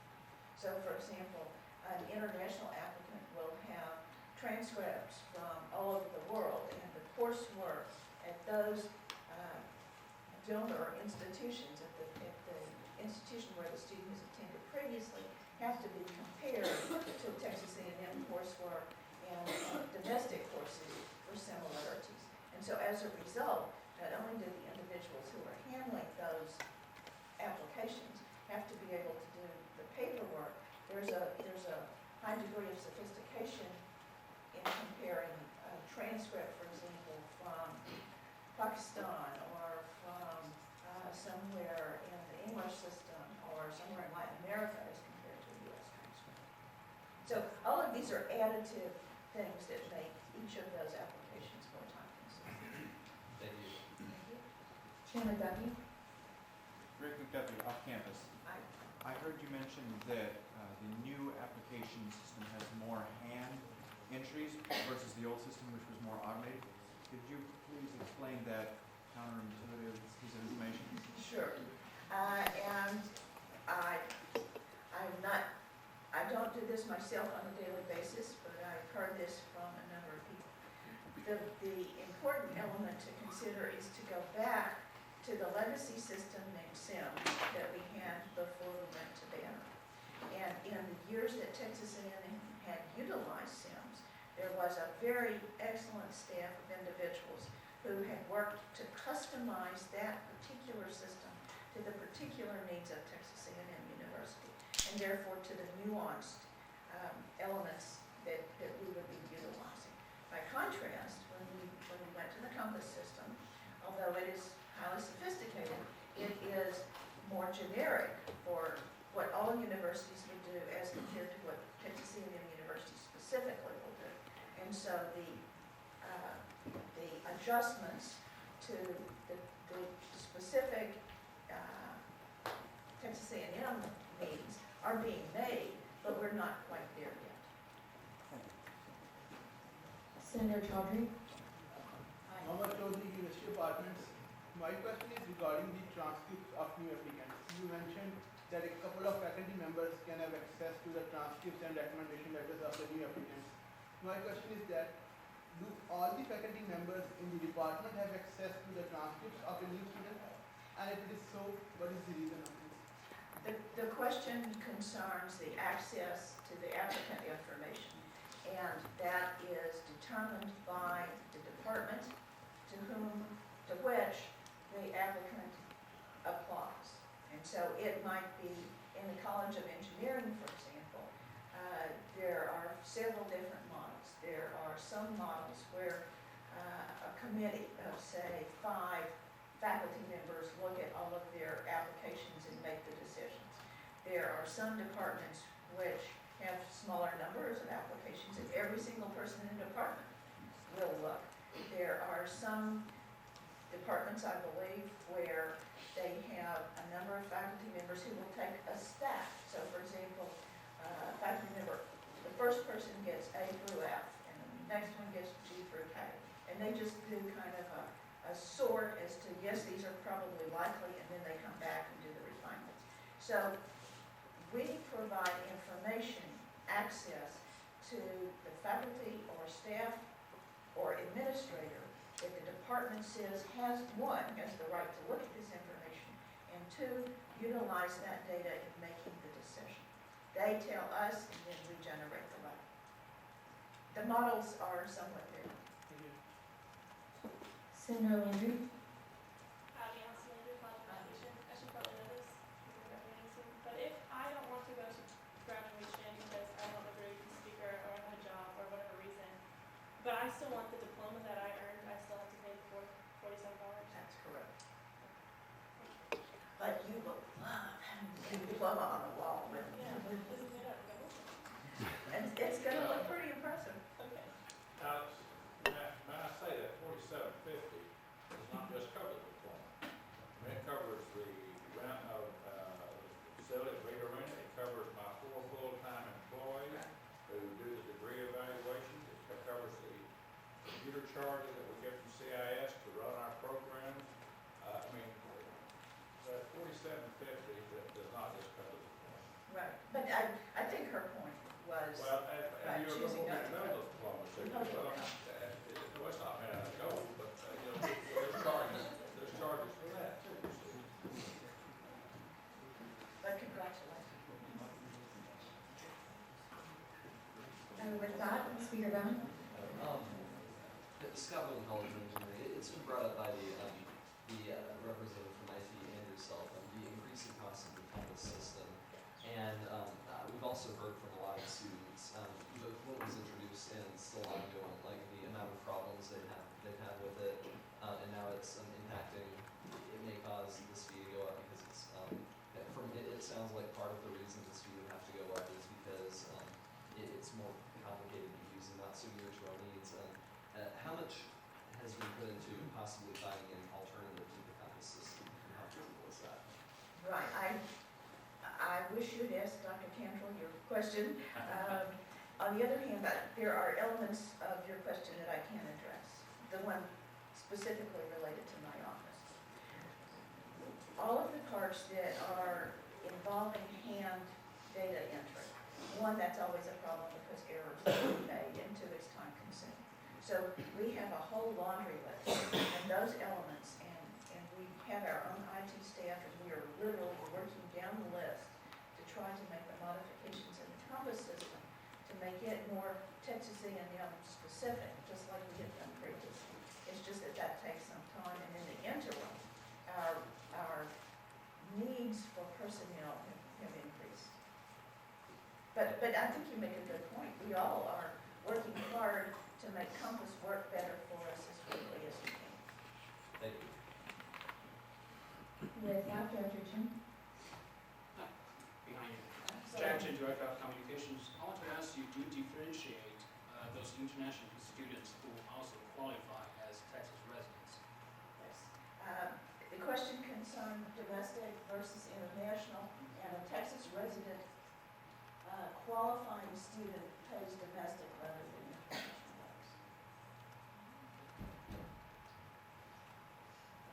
I'm sorry. With that, are there any further questions? You know, I hate to leave the podium because I used to teach, and I haven't done this in a long time. As administrator. Come on, Alex.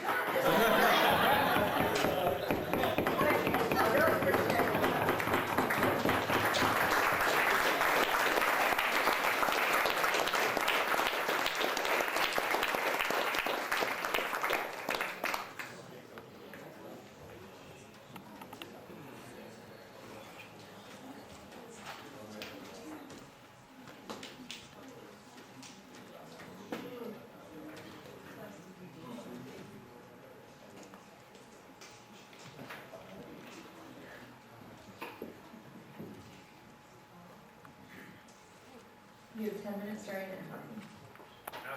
Howdy. My name is Victor Lukas, and I'm here as the chair of the professional program in biotechnology. So we're a professional master's program. And so I'm here, actually I wish on better circumstances. This is the first time I've attended a student senate meeting. But I've come before you to ask for a program fee to be charged for the students in our program. And so I'll start to try to tell you a little bit about our program, then why we want, why we feel that there's a need for a program fee, and what we plan to do with that, and how that benefits you, the students, for us. So this is what we're asking for. We would like to request to implement a $530 program fee. So it's $530 per student per semester for students enrolled in our program. And that money would be used to provide funding to support staff persons, program coordinator actually, who oversees the administration of the program in many ways. So the program coordinator, very important because, so basically the professional program biotechnology, we're a professional master's program, so those kind of programs are similar, I think, like an MBA program, where people come in and they want to get specialized training to help them be successful in industry, in business careers. So in our case, we have actually a unique program where the students come in and their interest is that they want to go into management type jobs in the biotechnology industry, which is one of the hot areas now nationwide, worldwide.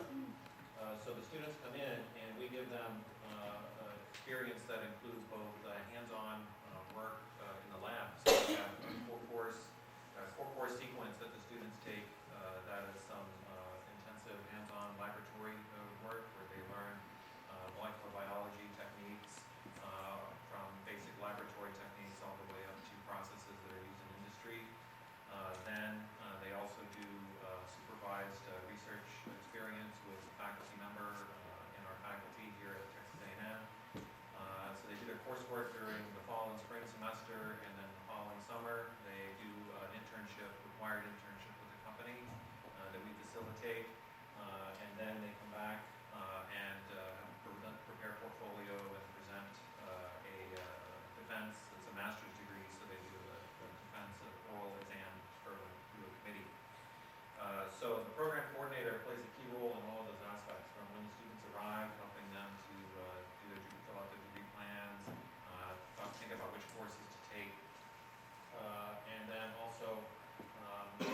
we match them up with companies for internships, recruiting new companies. The coordinator goes out to companies to recruit new companies to take interns, and also student recruitment, going out to different schools in Texas to try to recruit new students to come into the program, and attending various conferences to get visibility for the program. I should mention also, in addition to that, the scientific side, and they also take the other half of the curriculum is business oriented, so they can focus on either regular business or standard business curriculum and accounting, things like that, or also entrepreneurship. They're more interested in those kind of directions. So the coordinator's role is specifically focused on the student and student experience.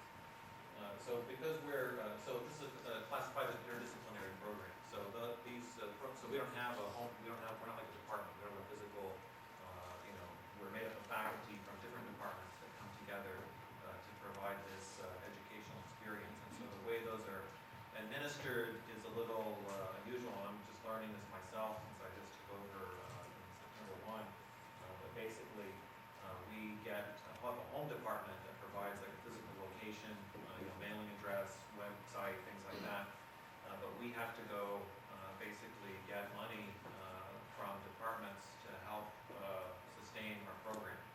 And so that hasn't been a problem in the past, but now in the current budget situation, it's becoming more difficult to get funding. So for example, as soon as I took over, I was informed that the program coordinator position would only be funded through September 30th.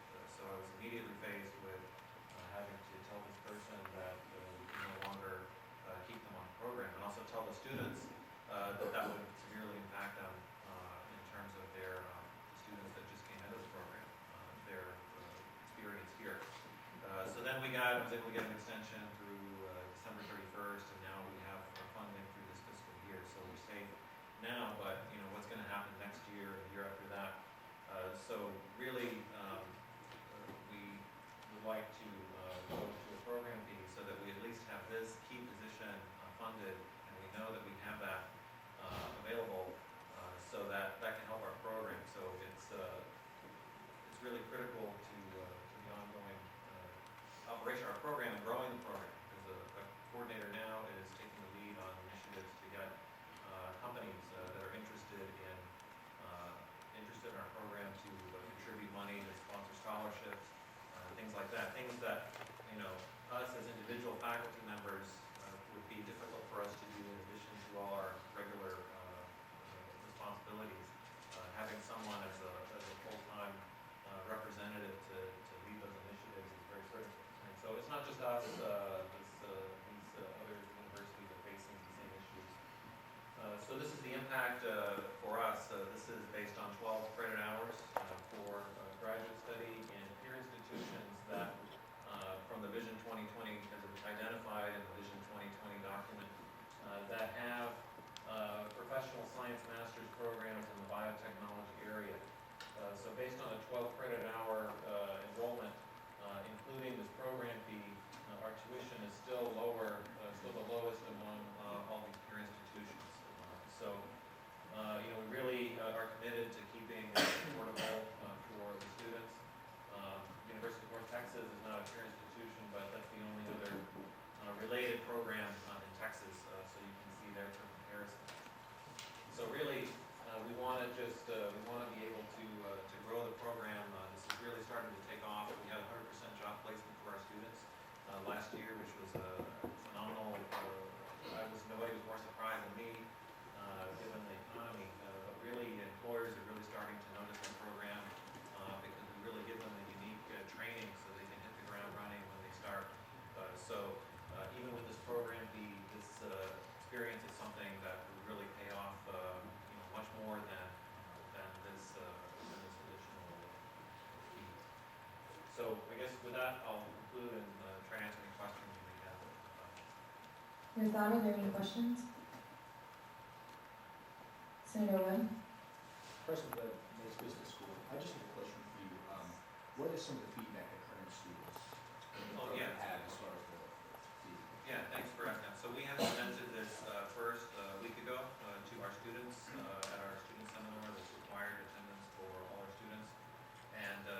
feedback was actually surprising for me, surprisingly positive in the sense that, I mean, no one was, jumping for joy that we wanted to do this, but everyone recognized the critical role. I think that speaks to how the good job that the coordinators have been doing to work with them. So they all recognize that that's an important aspect of the program. We also presented this last night at the Graduate Student Forum, and we had 2 students from our program there who gave their own affirmation of that. They're not here today, but the students have been supportive of the fee increase, which I think is really blown away by that. So, but we did get their input, and that's actually very important to us. Thank you. With that, are there any further questions? Seeing none, thank you.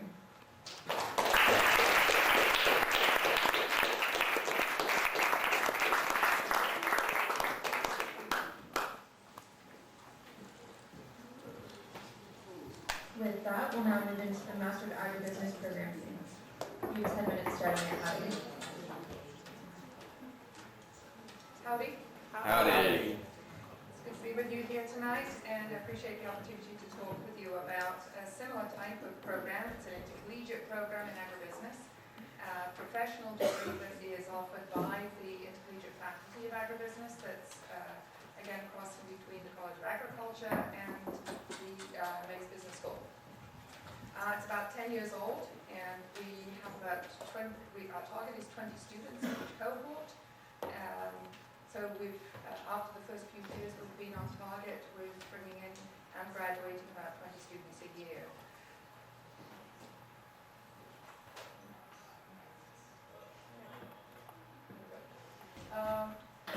As chair of the intercollegiate faculty and as the director of the Master of Agribusiness program, one of my duties has been for the last 8 years since I took over directing this, to be able to recruit, advise, and place all students. Currently I have 43 students. In addition to teaching 2 full courses in that program and doing the networking, all of the sort of networking with the industry partners, building an industry partner program, and that within a host department where we are sharing some donated services by the department with their graduate admissions supervisor. We now have 186 graduate students in the Department of Agricultural Economics alone. That is becoming, with some of the demands on that time, difficult to be able to justify all of that, the time on that admission supervisor by the Master of Agribusiness students. So one of the major parts of this program fee is to be able to provide a coordinator role, to be able to have somebody in a permanent role and provide that transformation, that transition for those students. We have built a very strong brand reputation on the economics and business analysis, on quantitative methods, and particularly in terms of about half of those students being international. If we can't bring students from Texas into the international and global arena, the best thing that we can do as an alternative is to ensure that they gain that capability and that ability to work within a global multicultural team environment by having that interconnection with those other students. That also brings us to the other point that we have cultural diversity, but we have cultural and diverse disciplines amongst those students. So we have students coming from animal science, poultry science, food science, biotech, biomedical sciences, pre-vet, engineering, particularly if they're coming from the Asian countries, and also business students who come from rural environments and have decided that maybe they want to go back into the food and agricultural sector. In that first semester, that is a big melting pot. And it is one of transformation from undergraduate to graduate school. It may be coming from very different educational backgrounds. That is a really big demand in terms of mentoring. If you want those students to succeed, that first semester is an incredibly important transformational time. So again, the demands on the time for somebody to handle all of that really demands having a coordinator in that position. We have been working with our industry partners to be able to provide scholarships. This is, again, incredibly important where we don't have a lot of graduate assistantships. This is a professional degree program. It's not thesis-based. similar to the MBA. You're using case-based studies, you're using more of the short-term analytical tools to be able to be more relevant to industry rather than a research or academic environment. Given that, what we're looking at are scholarships from those industry partners to replace a lot of what was previously funded from the university and the college. So over the last few years, we have really ended up with, I think, 13 $1,000 scholarships that enables in-state tuition, compared to the 25 scholarships that we provided this last year from industry. And as you can see, one of the things that impacts is our ability to recruit and attract high caliber students. As we reduce that, or have reduced support from the college and from the university, while we wanted to maintain the high caliber of students, we were also not competitive in being able to attract those and to outcompete particularly Purdue, Florida, Kansas State, and a couple of our other competing peers. So the use of the proposed fee is primarily to fund a coordinator or an assistant to the director, to be able to provide some of those professional workshops and to liaise with industry partners. If we can provide some of those basic operating costs that cover symposia, the workshops, some of the mentors' roles, then we can convert more of those industry funds into scholarships. Right now, that would amount to 9 more scholarships, and that's a significant amount. That's 9 more students who are able to leverage their opportunities with this program. Again, summary, we would be using those to the funds not only for the coordinator, but also for the symposia, and to provide some small amounts for interns who are particularly the international students, the out-of-state students, who it may be difficult for them to be able to just cover the costs of getting away from campus and being able to move to their location. In comparison, we're looking at still a very, very cost-effective program. Even with 3,000 or 4,000, depending on how long they take to do the program, we're talking about being highly competitive against, again, our primary competitor and the one that we lose most of our top recruits to because of funding is Purdue. And we still have a very effective program.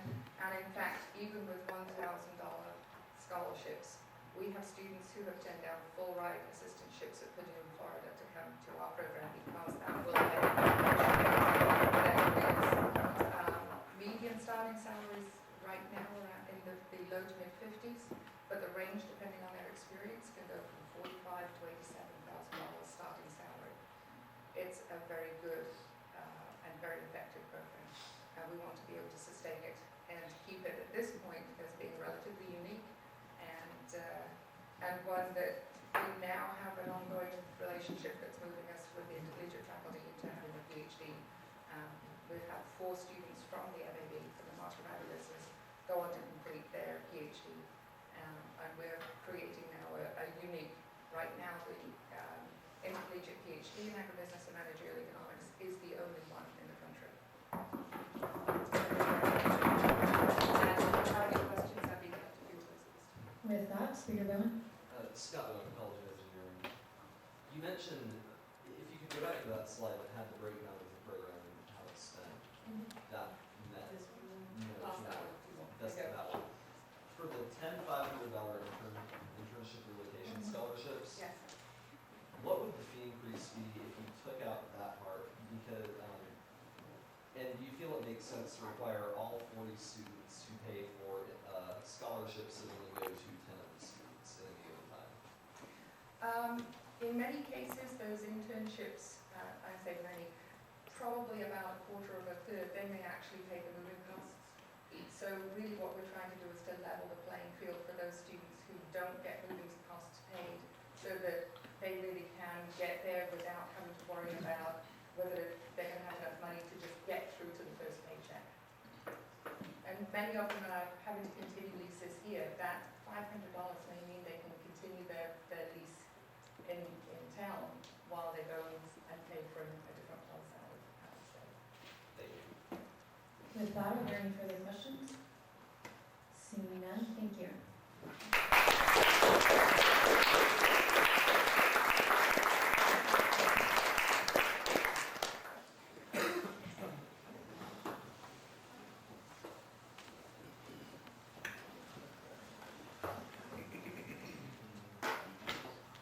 With that, we'll go on to the next two fees from the Mays Business School, the MBA program fee. You have 10 minutes starting at 20.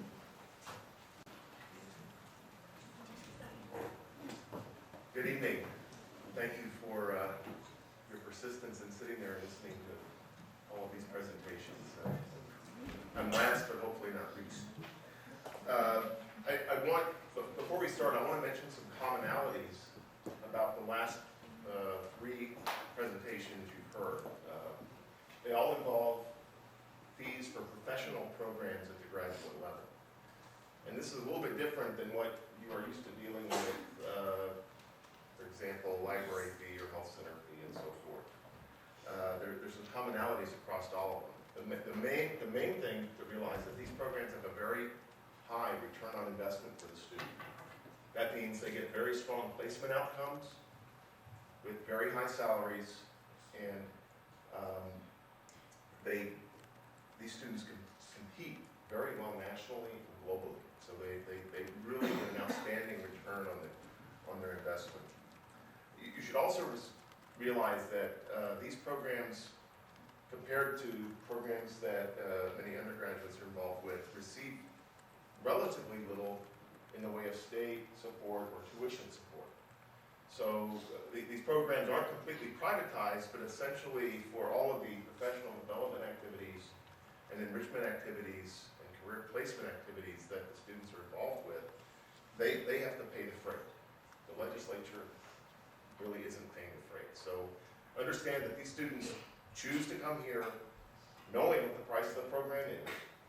They know, based on the proven track record of these programs, the results they're going to get in terms of placement and salary, and they make that conscious decision to invest in themselves.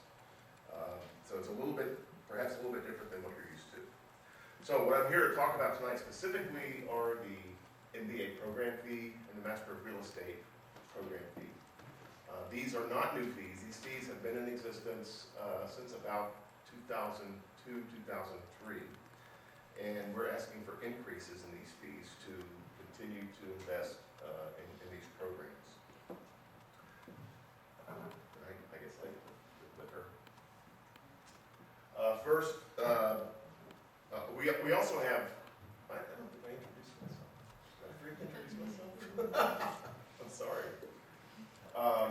My name is David Blackwell. I'm a finance professor, and I'm also the Associate Dean for Graduate Programs at Mays Business School. So I oversee the MBA program, the Executive MBA program in Houston, and then we have 6 specialized MS programs, among them the real estate program. I apologize for overlooking that.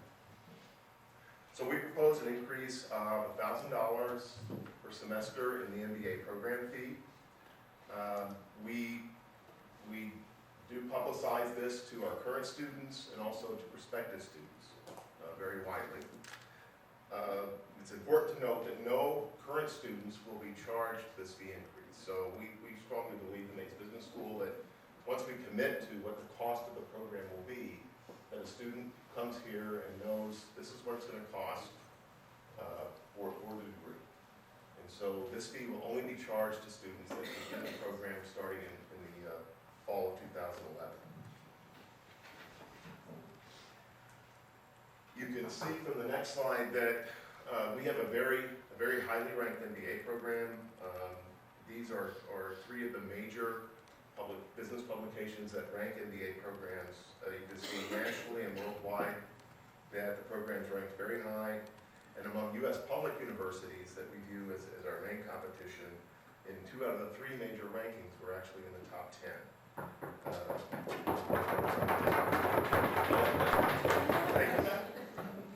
And I hope after some of you get some work experience that you'll come and apply to the MBA program. On the Financial Times ranking, by the way, we were ranked number 1 in the world, number 1 in the U.S. for best value for the money. So even though I know the fee looks high, we are a good value when you look at the competition that we're up against. Our students also get outstanding placement outcomes. Even with the economy being in dire straits the last couple of years, we've managed to have 89% and 93% of our students place within 3 months of graduation.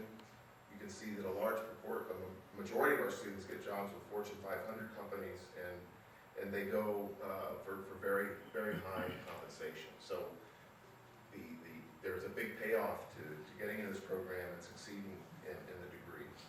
And you can see a list of companies that students from the class of 2010 were placed in.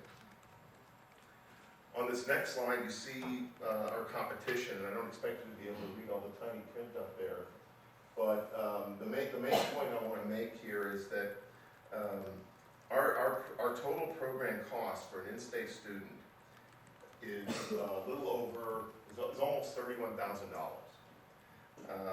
The average among the public universities listed on this list is $53,500. So we are dramatically lower in cost than our competitors. And you should understand that the market in which we compete for students is national and global. And the market in which our students compete for jobs is also national and global. And certainly we are the most affordable, highly ranked program in Texas, which is obvious. So it is a good deal given what you get once you get through the program. Similar to the biotechnology program and the agribusiness program, these fees support a large range of professional development activities and career placement services. Essentially, everything that happens in the program, from admissions, advising, placement, and professional development, is paid for by this fee. The only thing the fee doesn't pay for is the actual time that the faculty spend teaching in the course. And by law, we can't use the fee to pay faculty salaries to teach in this program. What you should recognize is that this program and as you will see, the Master of Real Estate program are, for all practical purposes, privatized. And what that means is that because these students are able to compete so effectively, it actually frees up money elsewhere in the university to help our undergraduate program. So it's a really good thing that we have this fee. One final point is that these students come to the program not directly from undergraduate programs, but typically they average about 5 years of work experience. That means that they've had 5 years of earning a good salary to save some money, and when they come back to the program and then leave for even higher salary, they're not burdened by a lot of debt because our cost is so low. The Master of Real Estate is another one of our programs that is essentially self-sustaining. All of their professional development activities and career placement services are funded from the fee. Similar to the MBA program, this is a very specialized industry that has a high demand for graduates.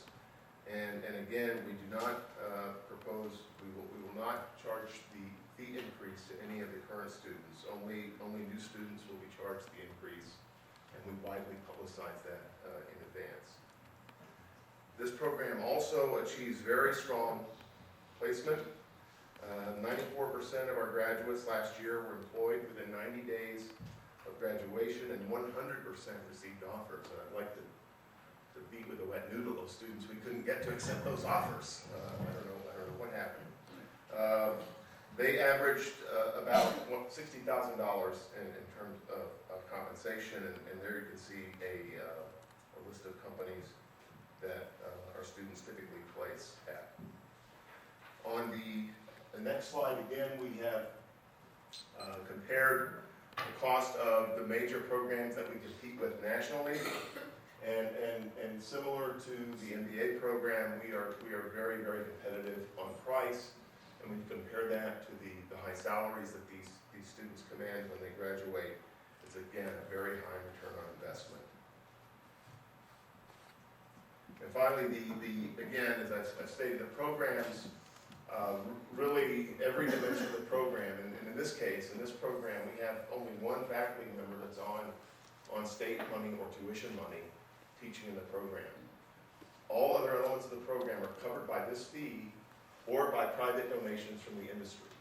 So, and if legally we could pay the faculty member, that would make it almost 100% privatized. But again, we view these programs as being very competitive in industry. They go out for high salaries, and these students should pay their own freight.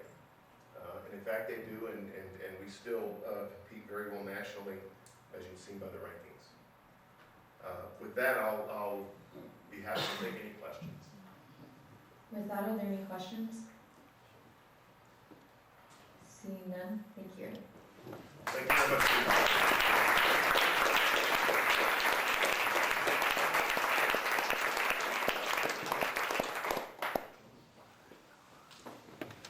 With that, we'll now move on into internal reports. Student Advocate for Student Services, Oliver Tillman.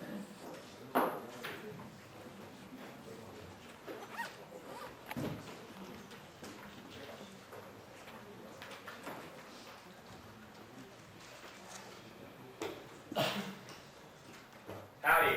Howdy. Well, thank you all for being here tonight, and thank you to Deborah Wright and all those who have come and presented. Can we get a round of applause for them?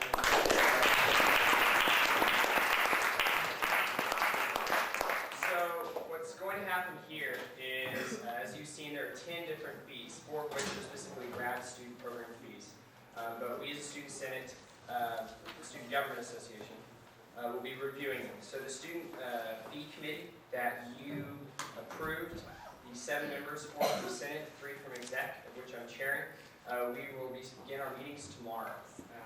And so the way that it will work is that next week's meeting on the 3rd, we will have drafted the first draft, preliminary draft, of the SGA fee report, as well as the bill with approval or disapproval and some maybe qualifications on each of the fees that you heard presented today.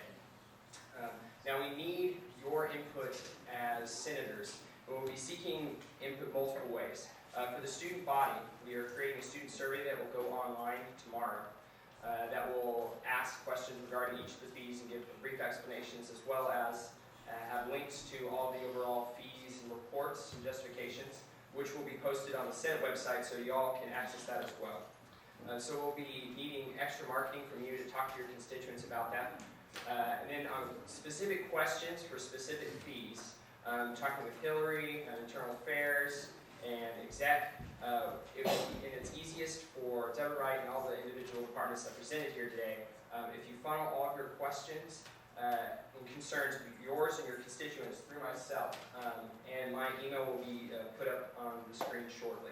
And so the idea is that instead of having these departments receiving 20,000 emails, they know that they will be receiving emails from me. So please do not hesitate to email me with any questions you or your constituents might have on the resources available, as well as specific questions, which I will then forward to the presenters and department heads and get the responses back to you. So like I said, next week on the 3rd will be that first bill. Then there will be 2 weeks. On the 17th is the final meeting where the report is presented in its final form in the bill, upon which you will vote. So, in between there, we'll be running a student survey, and also feeling free to have your questions come to me, so that way we can answer them, so that way there's no hesitation or doubt, so that on the 17th, when we come together, you understand what's going on each fee, and you feel like your opinion, your voice, and that of your constituents, most importantly, has been heard in the committee's report. So, with that, I'll open it up to any questions. With that, are there Senator Scoggins? Robert Scoggins on campus. Glad to see someone else from the 61st session here. For the explanations of all of the fee increases, were those produced by each one requesting more money, or was that produced by you? Okay. So the way that it works, and we'll have those available, like I said, we're working on, Conrad's actually getting ready to put all those PDFs on the Senate as well as the SGA website. So each department every year, when this happens beginning of the fall, they produce 2 documents. One is a justification, so they usually say, you know, we're requesting this fee for this reason. And so very much similar to what the presentations are. And then they also will have financials, so like an actual balance sheet showing everything. So does that answer your question? Yes, it does. Thank you. Perfect. And if you have any questions on that, if something doesn't make sense, that's what I'm here for. So you email me and I'll talk to those departments. Any further questions? Seeing none, thank you.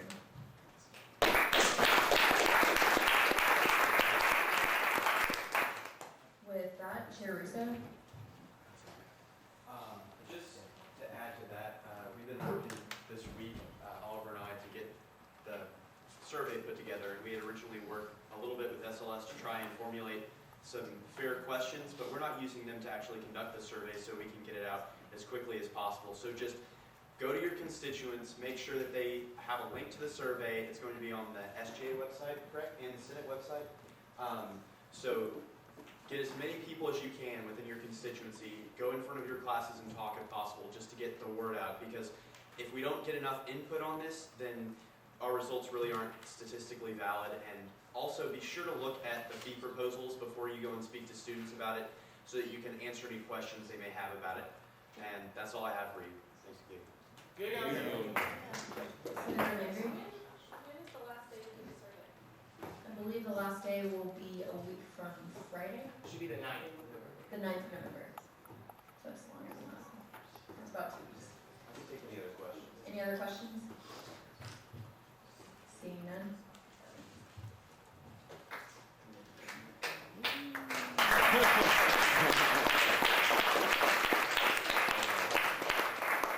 With that, we'll now move into executive reports. Conrad Johnson, Executive Vice President. Well, howdy. Howdy.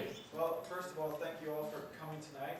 It's good to see you this year at the fee meeting. Real quick, I have two things. I mentioned this last week, an opportunity to serve on a sub-council. It's chaired by one of the directors of facilities or something like that on campus. It's the Facility Utilization Sub-Council, which reports to the Council on Built Environment. Myself and Scott Bowen both sit on it. And so if anybody's interested in what college is in what building, who has what's assigned to what space on campus, I need your name tonight. I mentioned this last week. I had somebody come up to me, and I can't remember his name, but I never heard back. So right here. So if you're interested, let me know tonight, all right? And so, and then the second thing is that a campus-wide email went out today about the textbook survey. And so please get the word out that survey ends on Friday. And this is the opportunity that all students have to give feedback and their input on the rising cost of textbooks. The student body presidents around the whole entire A&M system are working together in what's known as the Chancellor Student Advisory Board. I chair that this year, and we're trying to really assess this issue and then formulate something and take it to Austin next semester to try to get the cost of textbooks down in some form or fashion. Those are really the only two announcements that I have tonight, except for, not to forget, ring taps tonight. We're going to go to Oliver and Chris for their work on the fees. So thank you to both of them. And that's it. Thanks again. Here you go. Questions? Sorry about that. Chair Thornburg. Rachel Thornburg, Pulse. Is there any way a campus-wide survey or campus-wide email can go out regarding their survey so more people take it? Right, we can look into that. Well, and, if I may step in, and that was the email that was sent out, you said that was a campus-wide, correct? The one that Well, right, there was one sent out about this meeting. But it didn't have a survey. It didn't have a But it said that there would be, it made mention of the survey, but we'll see about it now. Okay. I think we can do it. Anything else? Senator Davenport. Senator Davenport, College of Education, while we're on the topic of campus-wide emails, can we ask the SVP to send out a campus-wide email about early voting, making sure students vote before Friday? I think it would be very good initiative. Anything else? Chair McDuffie. Director McDuffie, off campus. What time on Friday does the textbook survey end? At 5 o'clock. Chair Thornburg. Rachel Thornburg, Pulse. Where is our student body president? He is out tonight, and I'm filling in for him. Senator Fordham. Just before the polls, I was wondering where exactly Al is for a student body president. This is a very important meeting. At this moment, I do not know where he is. Currently, at this exact moment. The chair knows where he is. He's currently at Theta Day Party. Senator Womack. Senator Womack. Nowadays, that was thoroughly inappropriate, whatever. Was not true that SVP Robinson spent the entire day in the capital of Texas, Austin, with Dr. Lofton talking to donors, raising money and stuff like that. Is that what happened? Just so. Susan, are you asking what his schedule is like for today? Basically, yeah. Okay, if anybody's ever interested, currently his schedule is posted outside of his office. It's also available if you ever are curious as to what his daily activities look like. And also just to comment on that, it is in my job description to fill in for him when he cannot be in attendance of a certain event. And seeing that SGA finances fall under the executive vice president, this is an appropriate time for me to step in and fill in on it at a particular Senate meeting as this one tonight. So I hope that answers a little bit more about the decision as to why I'm here filling in. Senator Davenport. Oh, I just have one other quick question. Senator Pullman, I appreciate this. Can we get a detailed outline of everything the student body president's done for like the past 6 months?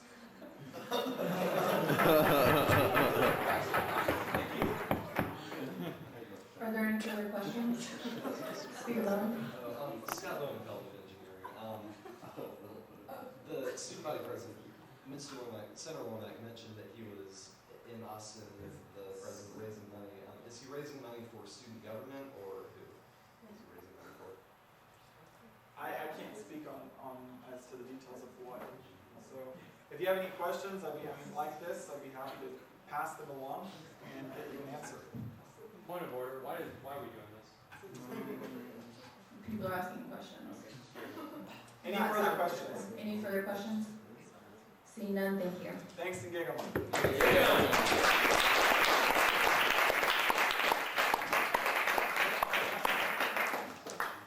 With that, David Glushin is not here. Thanks y'all for coming tonight. This is a really important meeting. Just to hear the student fee proposal so we can make a educated report when it comes before the student body. We can vote with an informed opinion. With that, Speaker Bowman. Really quickly, if you haven't done the SGA membership form on the website, we really need you to do that.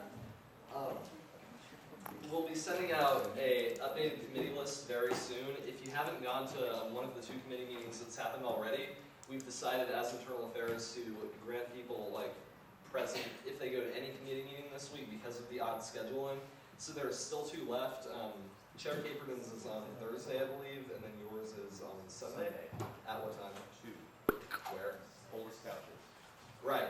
So there's still plenty of opportunities for those who couldn't make it to the ones on Tuesday to make up that attendance.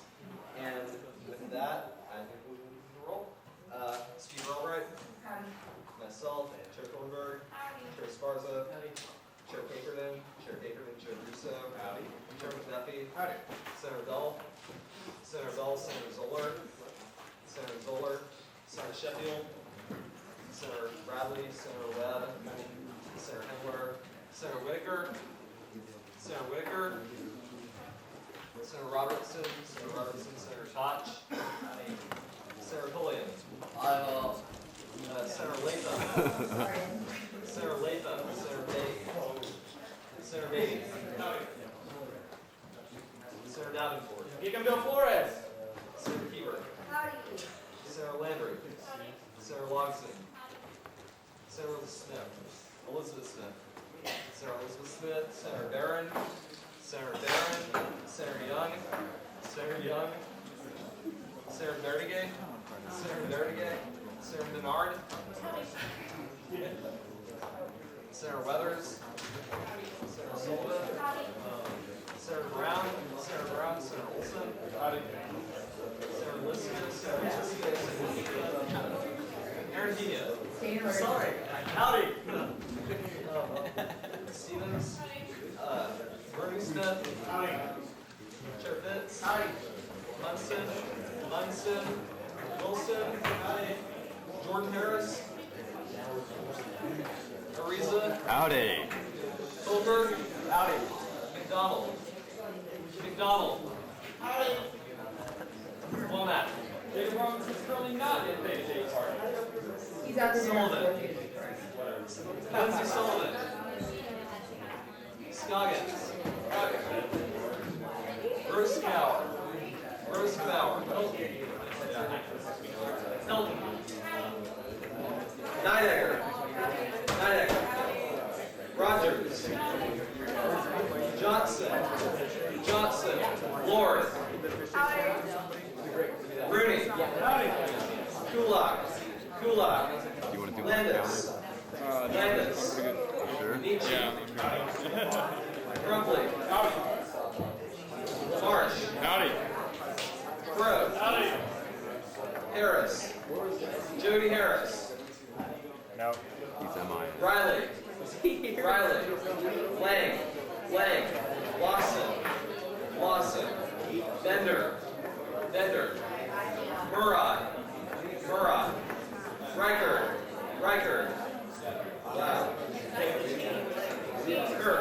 Options are endless for dinner. Cox. Here. Chudrick.